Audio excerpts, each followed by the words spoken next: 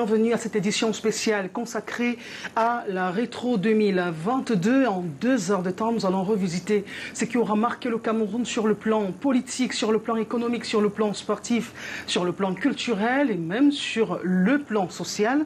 Et donc, nous avons le bonheur de recevoir sur ce plateau un habitué des plateaux de télévision et davantage des plateaux de Canal 2 International, Valère Bertrand Bessala. Il est le guide du parti politique Jouvence. Valère Bessala, bonsoir, bienvenue sur le plateau de la rétro. Bonsoir, Madame Naoussi. Alors, je disais d'entame, vous êtes le guide du parti Jouvence, guide, pas président. Est-ce qu'il y a une différence ?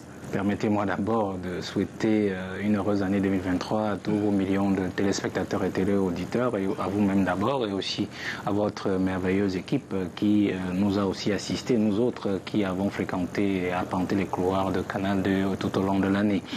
Je suis guide justement parce que c'est un choix de ce parti-là d'en découdre un peu avec la logique générale, c'est-à-dire que tous les présidents de partis, tous les partis doivent avoir des présidents. Chez nous, nous avons bien voulu avoir un guide pour essayer d'être un peu plus humble dans l'appellation et de ne pas se faire prendre la tête. 330 partis, il y a un président national qui est au pouvoir et il y a aussi un guide. Et 328 ont des présidents ou alors des secrétaires exécutifs. Donc c'est juste pour faire différent, pour faire humble. Parce qu'en fait, à Jouvence, le président du parti Jouvence, c'est le militant. C'est celui qui adhère et qui justement, qui est le jeune qui concourt au bien, à son bien et à prendre son avenir en main. Alors, avant de rentrer de plein pied dans la rétro politique de cette édition spéciale, nous consacrons 3 minutes, 4 à 5 sur l'actualité de votre parti politique. Eh bien, le parti Jouvence voit le jour il y a 3 ans, ou 4, depuis 2019. Ça fait partie des formations les plus jeunes au Cameroun. Qu'est-ce que vous apportez de neuf, d'innovant pour convaincre les plus sceptiques? Vous savez, le parti Jouvence a un parcours assez historique et curieux. Il est né justement en 2019, en avril 2019, du fait que le ministre de l'administration territoriale s'était refusé de nous donner la décision administrative qui nous permettait d'exister. Heureusement que la loi de 90 sur les partis politiques, article 7, prévoit effectivement qu'au cas où l'autorité administrative ou le ministre de l'administration territoriale ne vous délivre pas le papier que vous attendez, au bout de 90 jours, s'il n'a ni rejeté ni accepté, eh bien, le parti est réputé comme existé. Vous existez de fait. Évident. Donc nous avons existé de fait jusqu'en 2021, le 6 avril 2021, lorsqu'il a décidé enfin de signer ce bout de papier. Mais on comprenait la logique du ministre d'alors, puisqu'en fait l'objectif était d'empêcher les jeunes partis et la jeunesse d'aller aux élections législatives et municipales qui s'en venaient.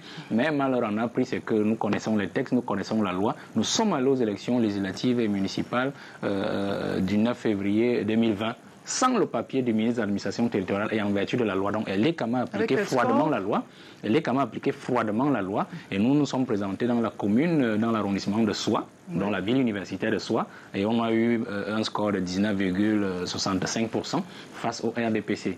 Pour vous, c'était un bon début? C'était un bon essai parce que nous avons toujours pensé que la politique, on ne la commence pas par le plafond. J'aurais pu aussi décaler en 2017 et dire que je serais candidat en 2018, que certainement j'aurais beaucoup de doigts après moi. Non, nous pensons que la politique, on faut la commencer par le bas et on monte pour arriver au sommet, que de commencer par le sommet et tomber plus bas.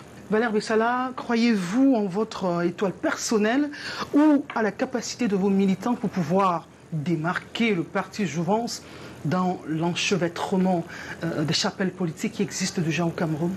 Vous savez, un parti politique, c'est comme tout projet. Un projet, c'est d'abord celui qui porte le projet, c'est l'étoile personnelle. Si vous êtes un homme maudit, c'est tout ce que vous allez toucher sera maudit. Si vous êtes un homme béni, tout ce que vous allez toucher sera béni. Vous voyez? Donc, quand vous parlez d'étoile, vous faites bien de parler de l'étoile. Tout ce que moi j'ai touché réussit toujours. Et quand vous voyez ça quelque part, sachez que quelque chose va se passer. C'est comme ça que je suis. Peut-être pas pour moi à titre personnel, parce que je n'aime pas toujours mon individualité, mais généralement pour les autres. Donc, en termes d'étoile, quand on est un chef, il faut savoir quelle étoile vous portez. Est-ce que vous avez une étoile introvertie, c'est-à-dire qui ne brille que pour vous? Ça veut dire que tout ce que vous pouvez faire, ce n'est que vous qui récolterez les dividendes. Est-ce que vous avez une étoile intermédiaire, c'est-à-dire qui brille pour vous et pour les autres? Est-ce que vous avez alors une étoile ouverte? Peut-être je reviendrai dessus sur des sujets plus en avant pour qu'on se comprenne dessus. Mon étoile à moi, je la mets toujours au service des autres. Même quand j'étais au commandement territorial, à la préfectorale, j'ai toujours travaillé ainsi et partout là où je suis passé, j'ai laissé des marques. Je suis en politique et je dois laisser des marques. Vous me donnez l'occasion de poser la question de ce téléspectateur. C'est un jeune qui dit, Valère Bessala, administrateur civil de formation, ancien adjoint au préfet, pourquoi n'êtes-vous plus en fonction et à quoi vous occupez-vous en journée? C'est la question d'un téléspectateur. Je suis toujours un fonctionnaire de l'État. Vous savez, mon travail politique était devenu incompatible avec l'activité préfectorale. C'est-à-dire que vous ne pouvez pas avoir un sous-préfet qui est président ou guide d'un parti politique. Il fallait bien qu'on parte de cette affaire-là comme ça. Donc, une fois que je suis en politique, je redeviens comme un fonctionnaire normal. C'est-à-dire que vous avez dans les ministères des gens qui vont travailler pour le RDPC lors des campagnes. Vous les voyez souvent. C'est le parti au pouvoir. Moi aussi, quand je quitte 15 heures le boulot, je me retrouve aussi à travailler pour mon propre parti. C'est la même chose. Ça ne court pas les rues. Un administrateur civil formé à l'ENA qui a eu l'opportunité d'être dans des fonctions administratives dans ce pays, adjoint préfectoral, préfet, gouverneur demain, mais que vous ayez laissé tomber comme ça. Ben oui. Ça donne à s'interroger pour des milliers de jeunes qui sont prêts presque à tout pour rentrer à l'ENAM. C'est le pays qui nous a rendu comme ça, la jeunesse, c'est-à-dire qu'on pense qu'il faut courir après les strapontins. Non, moi je ne sais pas m'accrocher aux choses, hein, vous savez, au bien du monde. Je sais que je n'ai qu'une seule richesse, c'est celle que j'ai dans mon cerveau, là, dans ma tête. Et comme mon parrain et mon grand-père me le disaient toujours, s'il y a une seule chose que tu dois garder pour toi, c'est ce que tu as dans la tête. Ouais. Si quelqu'un veut te tuer, il devra absolument séparer le reste du corps de ta tête. Donc moi je suis un administrateur civil, j'ai été préfet adjoint, j'ai été sous-préfet, j'ai été inspecteur régional, c'est près des services du gouverneur, avec rang de directeur, sous-directeur de l'administration. Pas de regret? Pas de regret, pourquoi? Parce que j'ai fait ce que j'avais à faire là-bas et puis j'avais déjà assez travaillé. J'ai travaillé en plein Boko Haram, vous vous imaginez, pendant au moins 2 années. Et on a eu des coups malheureux comme des explosions de 22 et 25 juillet 2016 qui m'ont fait beaucoup de mal parce que j'ai eu le sentiment d'avoir échoué parce que la capitale régionale du Nord, de la région de l'extrême Nord, dont j'étais le préfet adjoint, était tombée sous le coup de ces bombes-là de Boko Haram. Mais je crois qu'on a rectifié le tir, mon préfet, le patron et moi-même. Et je crois que c'est des seuls regrets que j'ai. Mais sur le terrain, j'ai eu des succès que j'ai escomptés, même si on ne peut pas toujours tout faire à la fois. Mais aussi savoir que lorsque vous posez cette question-là, la jeunesse aujourd'hui est ainsi faite. Et les administrateurs civils, ça ne court peut-être pas les rues en politique, mais ça a couru les rues. Vous savez, Garga Manadji, c'est un administrateur civil. Il est président d'un parti d'opposition. Bello Bouba Magari, c'est un administrateur civil. Vous savez toutes les fonctions qu'il a eues dans la République. Jusqu'après le putsch, il est revenu, il est toujours ministre. Le président de la République, pour lui, c'est un administrateur civil. On l'appelle dans notre corps le primus inter pares. Donc, je n'innove pas en la matière. Peut-être que de toute la chaîne des administrateurs civils qui sont des présidents de partis politiques ou des leaders de partis politiques, je suis peut-être le cadet.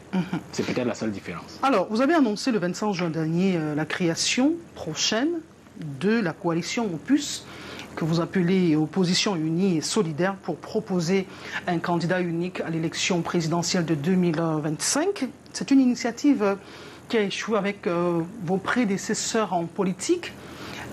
Quelles leçons avez-vous tirées pour escompter, réussir dans cette trajectoire?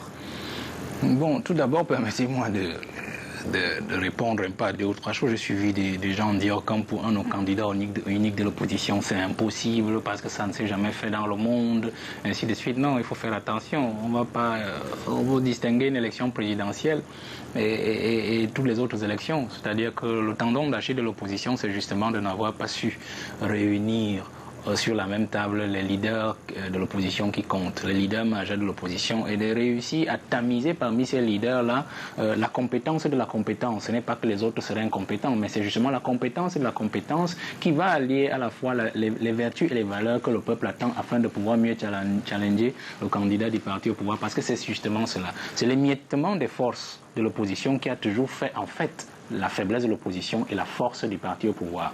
Alors nous avons étudié les parcours des aînés depuis les années 90 et on s'est rendu compte que cela a échoué en 2004, cela a échoué en 2011. Et on s'est rendu compte qu'aussi à chaque fois, le parti au pouvoir a toujours eu sa main lourde sur justement la constitution d'une candidature unique de l'opposition, parce qu'en fait c'est justement ce qui fait peur. C'est justement ce qui fait peur. Et nous avons compris qu'il fallait avancer. Nous avons donc proposé à certains aînés, leaders aussi des partis d'opposition, cette plateforme-là, Opus, Opposition Unie et Solidaire. Nous avons travaillé avec l'aîné Djokam Tchameni, l'aîné Asigana. L'aîné Asigana, Célestin Djamène était un peu en retrait lorsque nous nous sommes retrouvés. Nous avons travaillé avec le professeur Bilé, avec le Parti des Libérateurs. Nous nous sommes réunis et deux autres encore pour voir comment est-ce que cela peut être fait. Et je crois qu'on a inclus cette logique-là dans le C3. Le C3 qui est en fait un mouvement assez théorique qu'a constitué l'aîné Djokam Tchameni. L'opposition unie et solidaire est un document programmatique justement qui prévoit une charte de réunion, d'assemblage ou de rassemblement des partis de l'opposition autour d'un même idéal, celui de constituer justement ce que vous avez appelé le candidat unique de l'opposition. Et on aura donc une charte qui sera édictée à cet effet-là, que chaque parti devra signer, afin de pouvoir aider chaque parti politique, chaque fois qu'il se retrouvera non seulement en porte-à-faux avec les populations ou le parti au pouvoir, mais aussi permettre à chaque parti politique de l'opposition de pouvoir participer au mouvement d'ensemble, parce qu'en fait, il faut avancer ensemble pour appuyer un et avancer aussi ensemble pour appuyer le mouvement de tous. Vous visez 300 partis, c'est votre cible puisqu'il y a plus de 300 partis. Où est-ce que vous en êtes avec ce projet ? Pour le moment, nous sommes encore fondus dans le C3 et j'ai pris mon temps pour observer. Vous savez, quand on vient en politique et qu'on est parfois le petit cadet, il faut prendre le temps d'observer les aînés. Il faut prendre le temps de les approcher, voir comment ils pensent, comment ils réfléchissent, comment ils abordent le sujet, comment est-ce qu'ils voient les choses. Donc j'ai pris le temps depuis 6 mois que j'ai avancé cette idée, qu'on s'est réunis pour la première fois au mois de juillet-août. Et je pense que j'ai déjà quelques idées pour pouvoir relancer l'affaire, parce que nous n'avons plus aussi assez de temps, Madame Naossi. 2025, c'est dans 2 ans. 2025, c'est dans 2 ans, et 2 ans, c'est demain. Donc, et réunir l'opposition pour trouver un candidat unique, c'est pas une petite affaire. Et pourquoi vous ciblez essentiellement ce que vous appelez les petits partis qui, jusqu'ici, n'ont pas fait mouche sur la scène politique? Non, les petits partis, c'est un terme que les aînés n'aiment pas, mais que moi j'adore, parce que moi je n'ai pas le complexe de la petitesse ou le complexe de la grandeur. Vous savez, quand on est un petit pousset, il faut savoir reconnaître qu'on est un petit pousset. Reconnaître qu'on est un petit pousset, c'est-à-dire de reconnaître qu'on est appelé à grandir. C'était de dire soi-même qu'on est appelé à grandir. Donc pour moi, nous sommes un petit parti parce que nous voulons grandir. Nous sommes un petit parti parce qu'on n'a peut-être pas la surface des autres, on n'a pas les moyens des autres. Mais on a des grandes idées qui peuvent faire que nous devenions nous-mêmes grands et que nous aidions ceux qui sont déjà grands à rester grands. Et quelle est la chance que vous avez, les petits partis, à pouvoir opérer en changement la tête de l'État en 2025? La logique de l'opposition unie et solidaire, c'est justement de pouvoir transformer chaque petit parti en grand parti dans une zone. Aussi simple que ça. Je le résume de cette façon pour que vous compreniez. C'est-à-dire quoi?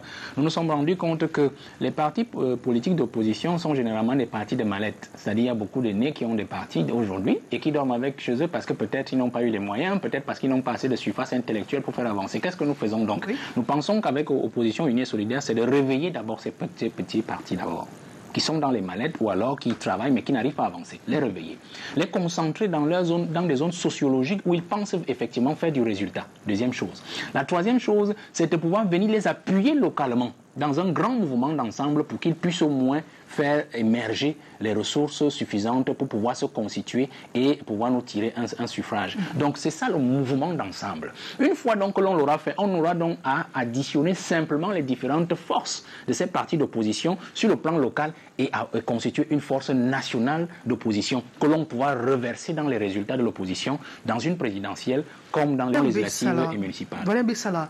Dans le projet d'appui aux petits partis, vous prévoyez leur accorder des financements pour aider à payer la caution des partis qui n'auront pas la possibilité de le faire, surtout ceux qui rencontreront le RDPC en face. Ça ne semble-t-il pas un tout petit peu démagogique quand on sait que les problèmes financiers sont ce qui fait le plus défaut aux partis politiques au Cameroun, notamment les plus petits partis? Et d'où viendront les financements que vous utiliserez pour payer les cautions de ces petits partis-là? Vous savez, si vous vous reconnaissez vous-même comme un petit parti. Oui, mais vous savez, j'ai toujours dit qu'un projet bien ficelé trouve toujours un financement. Les adeptes des mécanismes de financement le savent. Et la politique n'échappe pas à cette logique-là. C'est-à-dire qu'aujourd'hui, c'est le peuple qui finance la politique. Mais le peuple ne finance pas la politique aujourd'hui parce qu'il se rend compte qu'effectivement, la plupart d'entre nous dans l'opposition, même dans le parti pouvoir, on est des roublards. C'est-à-dire qu'on a des gens qui viennent en politique pour se faire la malle, des gens qui viennent en politique pour courir derrière des strapontins ou derrière des positions de pouvoir. C'est pour ça que le peuple ne s'investit plus en politique. Ni John Fundi, par exemple, quand il est arrivé à faire ce qu'il a pu faire en 90 avec tous ceux qui l'ont accompagné, est-ce qu'il avait les financements extérieurs? Il n'en avait pas. C'est justement le peuple qui a mis la main dans la poche et a soutenu cette initiative-là. Et on a vu des résultats. Parce qu'en fait, à ce moment-là, on voyait la vertu, on voyait les valeurs. Mais cette vertu et ces valeurs ont foutu le camp et ça fait que le peuple aussi s'est retiré de la politique et a préféré regarder le parti au pouvoir matraquer les partis d'opposition. Donc nous pensons que si nous revenons aux valeurs et aux vertus, on va forcément susciter encore cette attention-là et cet engouement du peuple qui va réinvestir en politique. Imaginez, madame, que l'opposition réussisse à présenter un candidat unique. Qu'est-ce que le peuple ne fera pas? On a pu cotiser en 1994 pour que les Lions aient la Coupe du Monde. Vous pensez que cette opposition-là, ce peuple ne pourra pas aussi financer pour qu'un candidat unique de l'opposition puisse au moins aller aux élections? Non, la condition justement, c'est de redonner confiance au peuple, de montrer au peuple que nous avons changé en fait. Valérie Bessala, quel discours comptez-vous tenir aux jeunes pour les intéresser à la chose politique, puisque c'est votre cible, un parti essentiellement pour les jeunes? Vous estimez que cette jeunesse a été coupée de la gestion du pays, que les vieux, entre guillemets, ne veulent pas passer le témoin? Quel discours allez-vous leur tenir quand on sait que la majorité de ces jeunes-là, les jeunes Camerounais dans leur ensemble, tirent le diable par la queue, c'est la débrouillardise, c'est le secteur informel, et la main qui donne est toujours en train de commander celle qui reçoit? Qu'est-ce que vous pensez leur donner? La théorie de Maslow le dit, la pyramide de Maslow le dit. Au niveau premier, il faut satisfaire les besoins primaires. Qu'allez-vous dire à un jeune qui sort le matin pour aller vendre la tomate à Sadaga pour nourrir sa petite famille plutôt que de vous suivre? Non, la logique c'est de convaincre et de faire comprendre aux jeunes qu'en fait, nous ne sommes que des aiguillons. Moi je ne suis qu'un aiguillon et tous les jeunes qui sont en politique ne sont que des aiguillons. La politique ne m'appartient pas. Jouvence ne m'appartient pas. Le Cameroun ne m'appartient pas. Ce que je fais là aujourd'hui, madame, vous l'avez dit à l'entame d'édition, j'ai abandonné. J'ai abandonné tout ce qui pouvait faire ma gloire. J'aurais pu rester aussi comme tous les jeunes qui sont dans les administrations aujourd'hui, sous-directeur, chef de service, chef de bureau, espérer être mieux demain. J'aurais pu y rester. Ma carrière avait d'ailleurs beaucoup de fleurs. Donc, mais j'ai décidé de rentrer dans cette gadoue, justement en pensant, pour faire croire, pour faire voir aux jeunes qu'il y a encore des aînés qui sont prêts à abandonner beaucoup de choses pour que le reste voit au moins le soleil. Moi, aujourd'hui, je ne suis pas né avec une cuir en or dans la bouche. Je ne suis pas né aussi d'une famille si pauvre que ça. Ma famille, on a été dans le RDPC, jusqu'à mon grand-père, jusqu'à mes oncles. Mais moi, j'ai jamais été dans le RDPC. Vous comprenez que si je me retrouve dans ce que je fais là, vous imaginez que quel est l'intérêt? On ne va pas dire que je suis un exfiltré du parti au pouvoir pour venir. Non, ça c'est la première chose. Il y a encore des aînés. Ça fait partie des réalités. Donc si vous l'êtes, vous ne serez pas le premier. Voilà, mais vous voyez donc... Non, il y a un exclu que vous le soyez. Non, non, si vous comprenez que je suis dans ce que je fais par conviction. Par conviction. Et parce que justement, le contact que j'ai eu avec les populations sur le terrain, avec le Camerounais lambda dans mes fonctions administratives, m'a permis de comprendre combien le Camerounais souffre. Parce qu'en fait, il y a cette césure-là entre le Cameroun du bas et le Cameroun du haut. Quand vous êtes une autorité administrative, vous ne pouvez pas vous imaginer, madame, vous n'avez pas de budget. Mais vous avez le pouvoir de faire marcher l'élite. Vous avez le pouvoir de faire marcher les décideurs. Mais comme vous n'avez pas de moyens, parfois aussi votre nomination dépend de ces gens-là. Alors parfois, ils vous jettent le grappin dessus et vous êtes surpris que les autorités administratives se retrouvent en collusion avec les élites. Les élites ou alors le parti au pouvoir ou alors le pouvoir parce qu'en fait, ils sont fragiles. Moi, j'ai vu cela et je me suis dit, comment faire changer les choses? Quand je regarde aussi, par exemple, les initiatives qui viennent de Yaoundé mais qui sont amorties par les élites locales sur le terrain, je me dis, il faut faire quelque chose pour ces gens-là. J'aurais pu rester aussi tranquille comme tout le monde que certainement, j'aurais déjà un poste de préfet plein, je serais déjà en train d'aller ailleurs. Pour dire que la jeunesse doit comprendre trois choses.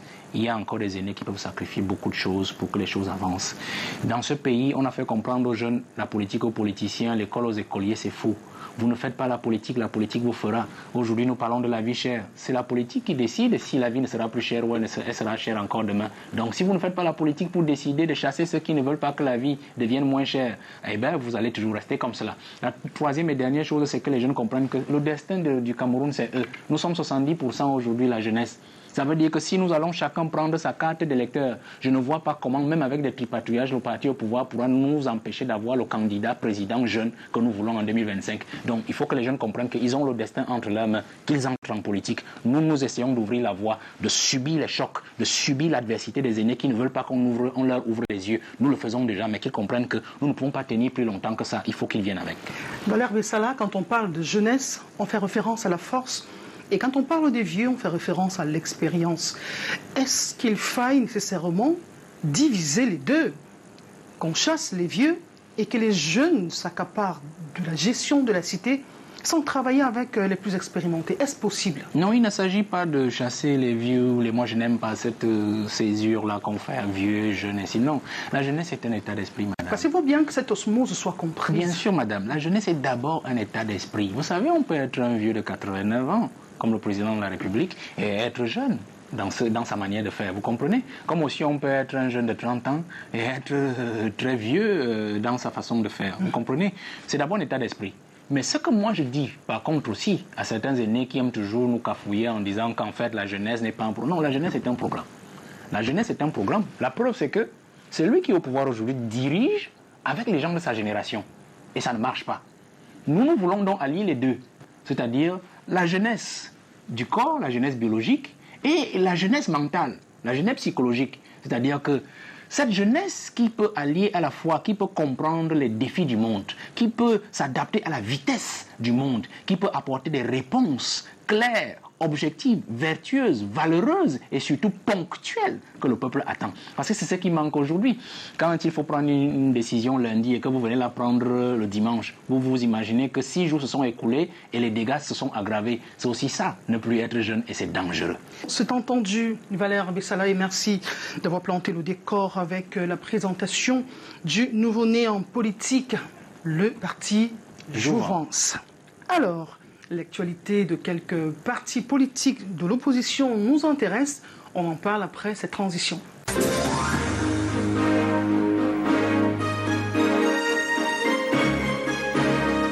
Valère Bessala, vous êtes acteur politique, vous êtes à la tête d'une formation politique, mais vous faites également ce qu'on appelle la veille concurrentielle. Et il ne nous a pas échappé que depuis que le chairman a annoncé son retrait de la tête du SDF, à l'issue du congrès qui va se tenir au mois de mai 2023, on assiste à des clivages, à n'en point finir, à des déchirements, au lavage du linge sale sur la place publique. Pour vous, c'est un échec de la transition du chairman ou alors la vitalité du parti politique qu'est le SDF? Non, je crois qu'il faut peut-être prendre la situation de manière globale. Les mouvements qui se passent dans les partis politiques majeurs ne sont rien d'autre que le signe de l'approche de l'alternance. Ça, c'est la première chose. Et la deuxième chose, c'est que... l'alternance au sommet de l'État. Oui, l'alternance au sommet de l'État, vous allez comprendre pourquoi je le dis. Les mouvements aussi dans ces partis d'opposition majeurs, entre guillemets, c'est aussi le reflet de ce que des choses s'apprêtent déjà et que des négociations sont déjà pratiquement bouclées. Quand vous voyez, ça s'agit dans le SDF, aussi dans le MRC, on en parlera tout à l'heure. Ce sera du gré à gré. Vous allez comprendre pourquoi je le dis. Mais pour le cas du SDF... J'aimerais bien qu'on s'y attarde. Ce sera du gré à gré parce que vous parlez des négociations qui sont en train de s'apprêter. Nous, on parle d'élections en 2025. Ben oui, vous parlez d'élections en 2025. Est-ce qu'une élection empêche le gré à gré? Quand on dit le gré à gré, c'est justement qu'on va prendre le fils et mettre à la place du père et on va continuer tout simplement. C'est-à-dire qu'il n'y aura pas de concurrent en face. Donc l'élection ne servira à rien. Donc ce que vous êtes en train de dire, effectivement, tient la route. C'est-à-dire que pour le cas justement du SDF où on se retrouve dans votre question, c'est justement un nettoyage pour mettre le parti prêt à la vente. Il faut le comprendre. C'est-à-dire que le SDF, comme celui que nous allons évoquer aussi tout à l'heure, si vous maintenez le conducteur ainsi, est en train d'opérer une cure interne afin de se prédisposer et de se disposer à la vente au parti au pouvoir. Aussi simple que cela. Vous savez que la particularité de ce parti d'opposition, c'est que le leader est aussi âgé que le parti au pouvoir, que le chef du parti au pouvoir. Et donc, ils ont pratiquement évolué ensemble politiquement, avec une différence de 10 ans. C'est-à-dire que quand Froundi arrive dans les années 90, Paul Biya a déjà eu 8 ans comme président de la République et c'était son camarade de parti. Donc, il est juste entré dans l'opposition et il a réussi à se faire remarquer en 1992 avec l'aide de beaucoup dans l'opposition. Donc, ça fait que depuis cette époque-là, il y a eu une collaboration permanente entre ces deux leaders. Peut-être que M. Lambda ne l'a pas toujours perçu. Mais aujourd'hui, les soubresauts dans le parti vous démontrent effectivement que cette collaboration-là a toujours été un fait entre les deux. Expliquerait-il que le parti pique du nez après consultation électorale? On est aujourd'hui à moins de 10 représentants du SDF au Parlement. Est-ce que vous pouvez nous expliquer, selon votre analyse, les raisons pour lesquelles le parti a connu cette décrépitude? Non, les raisons sont connues. Je crois qu'il y a un membre de ce parti-là qui s'est fendu en semaine dans une merveilleuse explication, une révélation de beaucoup de secrets de parti. Bon, Maître Ngwana, justement, nous le savions déjà, mais il a mis un peu au public. Je crois qu'il faut comprendre une chose, c'est que ce parti était déjà tombé depuis le début de la collaboration du chef de ce parti, le chairman, avec le leader du parti au pouvoir. Donc vous avez vu par exemple la volte-face de 2004, où il a sabordé carrément la candidature unique de l'opposition. En 2011, c'était la même chose avec Fundam Joya. Donc, et aujourd'hui, l'expérience nous montre que, comme il sait pertinemment que Biya s'en allant, forcément, lui, il n'aura plus voix au chapitre avec le prochain régime. Donc, il faut absolument qu'il prépare son parti pour s'assurer que le leader ou le dauphin sera justement celui qu'il aura choisi et s'il est encore vivant, celui sur qui il va garder un certain contrôle. Ça, c'est la première chose. La deuxième chose, c'est que, comme il est le collabo du président au pouvoir et du président du parti au pouvoir, et qu'il y a des accords secrets que nous sursurons à travers les positions et les démarcations qu'il a sur le terrain, il faudrait absolument qu'il prépare son parti à ne pas être un obstacle pour les décisions que prendra l'homme du parti au pouvoir, c'est-à-dire le président de la République au moment de la prochaine alternance. Vous comprenez? C'est-à-dire que le SDF risquera d'être le parti d'appui du parti au pouvoir dans cette décision finale de la succession. Donc c'est pour cela qu'il est d'abord obligé de toiletter à l'intérieur, de chasser hors du parti ou de neutraliser tous ceux qui sont susceptibles de gêner son jeu ou de gêner ses accords tacites avec le leader du parti au pouvoir. Il y a une observation sur laquelle j'aimerais qu'on revienne, des chefs de partis politiques qui ne laissent tomber le perchoir qu'au crépuscule de leur vie. Ça contribue à discréditer, à décourager les jeunes qui voudraient s'engager en politique.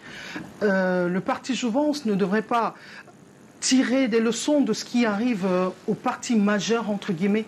Moi, il me reste 9 ans, Madame Naoussi. J'ai décidé de consacrer 12 ans de ma vie. J'ai commencé à 38, il m'en reste 9. À 50, c'est terminé. Je peux me consacrer à ma carrière administrative tranquillement. Je peux aller au champ dans les plantations. Il y a la boulimie du pouvoir. Non, c'est pas le cas. Non, c'est pas le cas. Non, c'est pas le cas, madame. D'ailleurs, ça s'appelle Jouvence. Ça veut dire que moi, je suis déjà à la limite HS dans le parti, puisque c'est un parti qui est dédié aux jeunes. Je n'y suis encore parce que je suis un père fondateur et je dois lancer l'affaire. Lorsque la machine aura pris et j'atteins mes 50 ans, c'est terminé. D'ailleurs, si elle prend avant, je pense que je vais abandonner l'affaire. Et pour la petite histoire, madame, je ne suis candidat à rien du tout. Parce que tout le monde qui crée un parti, c'est pour devenir président de la République, c'est pour devenir sénateur, c'est pour avoir des... Non, je ne suis candidat à rien du tout. Chez nous, c'est interdit. Le guide, c'est pas président de la République, il ne sera jamais candidat à la présidence de la République, ni sénateur, ni ceci. Il est celui justement qui donne du là. Et c'est pour cela que je mets mon expérience administrative, ma connaissance du monde politique au service des jeunes pour qu'ils puissent avancer. Je leur montre ce chemin-là. C'est à eux de poser des candidatures et je pousse et je soutiens stratégiquement. Peut-être aussi avec mon carnet d'adresse auprès des aînés pour leur permettre d'émerger. Donc quand vous parlez donc justement de ce sujet-là, vous allez comprendre donc pourquoi les aînés ne veulent pas partir des têtes du parti, parce qu'en fait, ce sont des partis politiques ou des positions de leaders qui leur permettent justement, on a dit l'autre, il a des maisons à Londres, aux États-Unis, ainsi de suite. Vous voyez, il ne peut pas s'en séparer. Parce que quand vous regardez aussi parfois le parcours de certains leaders de partis politiques, vous pouvez aussi comprendre pourquoi ils sont ainsi. Parce que peut-être s'ils ne sont plus leaders, ils ne sont plus autre chose dans la vie. Parce qu'en fait, à partir du parti politique, ils peuvent négocier des prébendes auprès du parti au pouvoir en termes d'argent, en termes de positionnement, en termes ainsi de suite. Donc, vous comprenez pourquoi ils ne veulent jamais partir. Mais ce n'est pas le cas pour moi, madame. Nous allons nous intéresser à une autre formation politique qui a défrayé la chronique il y a quelques semaines seulement, le parti de Maurice Kamto, une correspondance acheminée par ses soins à la présidence de la République, a provoqué un tollé. Valère Bertrand Bessala, comment avez-vous réagi à l'incident que cela a suscité? Je crois que j'ai commis un papier dessus, je crois en semaine ou en fin de semaine dernière, pour dire que pour moi ce n'est pas un fait sur lequel on doit s'attarder. L'aîné président du MRC est libre de ses choix et de ses collaborations. Et puis on devrait comprendre qu'un président de parti politique qui va à la présidence de la République, il ne se compromet pas. C'est comme aller dans un ministère. La présidence de la République, c'est un ministère. Comment expliquer ce lynchage? Non, moi je reste d'abord sur ce que l'on voit et c'est ce que l'on pense. C'est-à-dire que vous pouvez voir un président de parti au ministère de l'administration territoriale, au ministère de l'eau, et ça ne va pas créer un problème. Mais pourquoi c'est un service ça semble public. Créer un problème? Ça semble peut-être créer un problème, peut-être parce que ce parti-là aussi a voulu séquencer les positions politiques. C'est-à-dire que c'est ce parti qui nous a amené à comprendre que si vous n'êtes pas à gauche, vous êtes à droite. Si vous n'êtes pas sardinat, c'est-à-dire si vous ne collaborez pas avec le parti au pouvoir, si vous n'avez pas les prébendes, alors vous êtes un tontinat, c'est-à-dire vous rejetez tout ce qui concerne le parti au pouvoir avec les prébendes. Non, ils ont justement séquencé la vie politique de cette façon. Ça fait donc qu'aujourd'hui, ils sont rattrapés eux-mêmes par cette logique. C'est-à-dire que de penser que quelqu'un qui est dans le parti MRC ne devrait pas se retrouver dans un ministère ou ne devrait pas se retrouver en train de serrer la main à Paul Biya ou de serrer un ministre. Voilà maintenant que, par exemple, leur président, quand il se retrouve à la guérite de la présidence, alors il est parti de Tontina à Sardina, on se pose la question. Vous voyez qu'ils sont pris dans leur propre piège. Ils sont pris dans le piège de leur propre contradiction. C'est pour cela que pour moi, je me mets au-dessus de ça. Je leur ai dit carrément dans mon pamphlet, ça ne sert à rien de séquencer le pays en Sardina, Tontina, c'est jouer le jeu du parti au pouvoir. De deux, c'est que le président Maurice Kamto, c'est d'abord un expert en beaucoup de choses. Vous comprenez? C'est un technocrate de beaucoup de choses, c'est un savant dans son domaine. Il peut collaborer avec n'importe qui en fonction de ses expertises. De deux. De trois, c'est que la présidence de la République, c'est un ministère, comme tous les autres. Je peux avoir à faire signer un document à la présidence de la République ou dans un ministère que je m'en vais déposer un courrier. Ça peut arriver. Je ne veux pas savoir pourquoi il y est allé. Mais le problème qui s'est posé en semaine, c'est celui de penser qu'en fait, être opposant, c'est simplement se mettre dans une logique d'affrontement brutal du pouvoir. Mais non! Quand chaque fois que l'opposition va rester dans cette logique-là de dire que... de chassement. De dire que l'opposition de chassement, de dire que quand ce n'est pas rouge, c'est blanc. Alors nous ferons toujours le jeu des roublards. Nous ferons toujours des bandits le jeu des bandits qui entrent en politique et qui surfent là, dans cette opposition tranchée entre le parti au pouvoir et les autres. Parce qu'en fait, l'opposition grise, elle doit disparaître. C'est pour cela que vous avez donc le parti au pouvoir qui joue donc ce jeu-là. C'est-à-dire que tant que vous restez radicaux, et ils prennent au milieu là des gens qui leur disent oui, mais on peut collaborer. Vous avez donc des ministres aujourd'hui qui n'en valent pas la peine et pourtant qui sont dits des opposants et qui diluent donc le jeu de l'opposition. Pour moi, je pense que les partis d'opposition, les leaders d'opposition doivent comprendre que quand on est opposant, on doit travailler, on peut et on doit travailler avec ceux qui sont là parce que c'est le bien du peuple. Je ne vois pas comment le président Maurice Kamto, qui peut avoir de belles idées, qui peut avoir de belles contributions à apporter au développement de notre pays, ne peut pas être intéressé à la vie du pays. Ça n'enlève en rien qu'il soit opposant parce qu'en fait, la meilleure opposition, c'est aussi celle qui propose. La meilleure opposition, c'est aussi celle qui contribue à la marche de la cité. Vous pensez vraiment qu'il y a des gens qui naissent opposants? On ne naît pas opposant, madame. On ne naît pas aussi du parti au pouvoir. Mais on peut devenir opposant. Comme aussi, on peut devenir membre du parti au pouvoir. Cela veut dire quoi? Ça veut dire que les positions doivent changer. On doit accepter des compromis, accepter de faire des compromis quand on est un leader, mais on doit éviter de faire des compromissions. C'est-à-dire de vendre complètement les appareils politiques. Alors, dans ces rapports entre la présidence de la République et Maurice Kamto, Valère Bessala, dites-nous, est-ce qu'il est possible à l'heure actuelle de faire un distinguo entre le savant, pour utiliser votre terme, dans le domaine qui est le sien, avocat international, et l'homme politique qu'il est au Cameroun depuis bientôt 10 ans? Mais pourquoi on ne veut pas faire de différence? C'est comme chaque fois que je dis, on peut faire la différence entre Paul Biya et le président de la République. On ne peut pas aimer l'individu. mais on doit respecter l'institution qu'il représente. Mais le tollé que cela a créé... C'est la même chose avec le président Maurice Kamto. Le tollé que cela a créé ne vient-il pas démontrer qu'on a encore beaucoup de classes à faire en matière politique? C'est un tollé d'ignorance, madame. C'est un tollé d'ignorance et de mauvaise foi.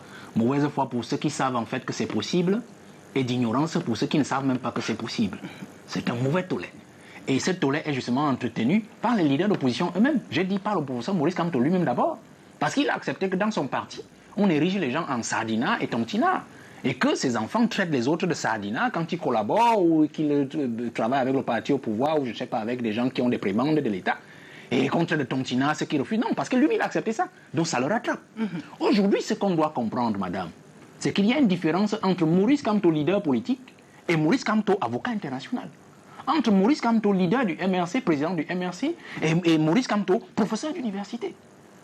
Mais attendez, c'est une éducation qu'on devrait encore faire il a peut-être décidé, militants. Je vous prends un cas simple, il a peut-être décidé de ne plus enseigner localement. Mais quand si vous le voyez dans un amphi, en train d'enseigner, vous verrez qui? Le leader du MRC? Non. C'est le professeur agrégé de droit. Maurice Kamto, que vous voyez dans un amphi en train d'enseigner les étudiants. Vous comprenez? Dès qu'il sort de là, de l'université, dans la rue, vous pouvez voir qui vous voulez. Le professeur ou le leader d'un parti politique. Vous comprenez? En sciences politiques, on dit nous sommes tous des acteurs. Nous jouons des rôles. Quand vous êtes en famille, madame, vous jouez le rôle de mère de famille. Vous voilà dans le studio, vous jouez le rôle justement de présentatrice d'une émission aussi reconnue que la rétro. Vous comprenez? C'est la même chose. Il faut que les leaders nous apprenions à éduquer nos militants, qu'à leur faire comprendre qu'en fait, nous ne jouons que des rôles. On ne peut pas être président d'un parti politique jour et nuit, c'est vrai, dans la tête. Mais dans certains actes, il faut distinguer le président d'un parti et l'expert en quelque chose. Il faut aussi distinguer Paul Biya du président de la République, institution. C'est pour ça que j'aime toujours à dire aux jeunes assez qui me cafouillent pour dire qu'en fait, nous, à Jouvence, nous soutenons les institutions. Parce que nous pensons que les institutions doivent toujours rester debout pour que les jeunes héritent d'un Cameroun debout. Les aînés veulent troubler justement l'eau afin qu'il y ait la guerre au Cameroun parce qu'avec leurs gros moyens, ils peuvent se garantir d'élire un nouveau président qui sera leur. Mais nous, je veux amener les jeunes à distinguer l'individu Paul Biya qui a échoué en tant que manager et l'institution président de la République qui doit toujours rester debout. La malchance veut que Paul Biya et l'institution soient la même personne. Mais nous allons réussir à distinguer et c'est ce que nous sommes en train de faire. L'instant est consacré à la parole au public. Qu'est-ce qui vous a le plus marqué sur le plan politique en 2022? La décision du professeur Maurice Kamto pour sa participation aux prochaines élections de 2025, à savoir les présidentielles, les législatives et les municipaux. Donc, ce que j'apprécie particulièrement. L'année 2022 a été une année, déjà, disons, sur le plan politique, elle n'a pas été évidente.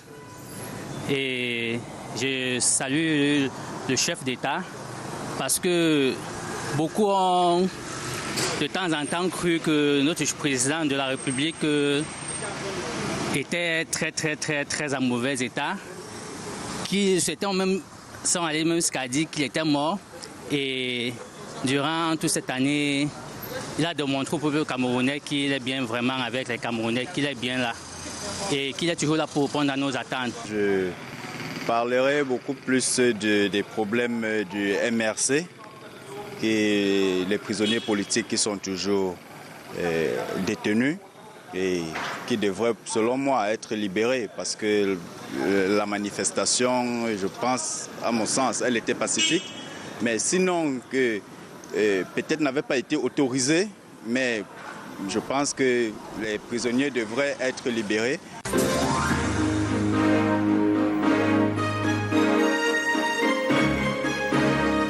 La précision que je voudrais faire, c'est que vous êtes le REC de cette émission. Les sujets abordés sont ceux que vous avez choisis. C'est une spécificité, une particularité de ce programme. À vous, Valère Bessala, j'aimerais vous poser également cette question. Qu'est-ce qui a retenu le plus votre attention en politique en 2022? Bon, quand vous dites le plus, c'est beaucoup de choses, mais s'il faut me résumer, c'est deux choses pratiquement, c'est l'état de la jeunesse et les médias. Mais les médias, je commence par les médias parce que j'ai observé la scène politique pendant toute l'année, surtout avec mes déboires sur le plan médiatique avec certains aînés sur le plateau de la télévision. Et je me suis rendu compte que la presse a un rôle important à jouer dans l'assainissement de la vie politique. La presse a un rôle important à jouer dans l'éducation politique des masses. La presse, les médias ont un rôle important à jouer dans la décision finale de 2025 ou des prochaines élections présidentielles. Et si la presse ne comprend pas ce rôle-là, du moins si les leaders de la presse et des médias ne comprennent pas cela, nous irons à volo. Parce qu'on a comme l'impression qu'il y a des leaders des médias, il y a des patrons de médias qui ont choisi complètement la gauche, et d'autres qui ont choisi complètement la droite, et d'autres qui ont choisi la neutralité. Ceux qui ont choisi la neutralité, c'est bien, parce que je dois déjà me féliciter et je profite aussi de ce plateau pour transmettre d'ailleurs mes voeux de bonne année à votre président, directeur général, Monsieur Tchatoué. Emmanuel, et surtout aussi lui dire merci pour cette position qu'il a gardée toujours, cette position neutre de Canal 2, la position de neutralité. C'est important.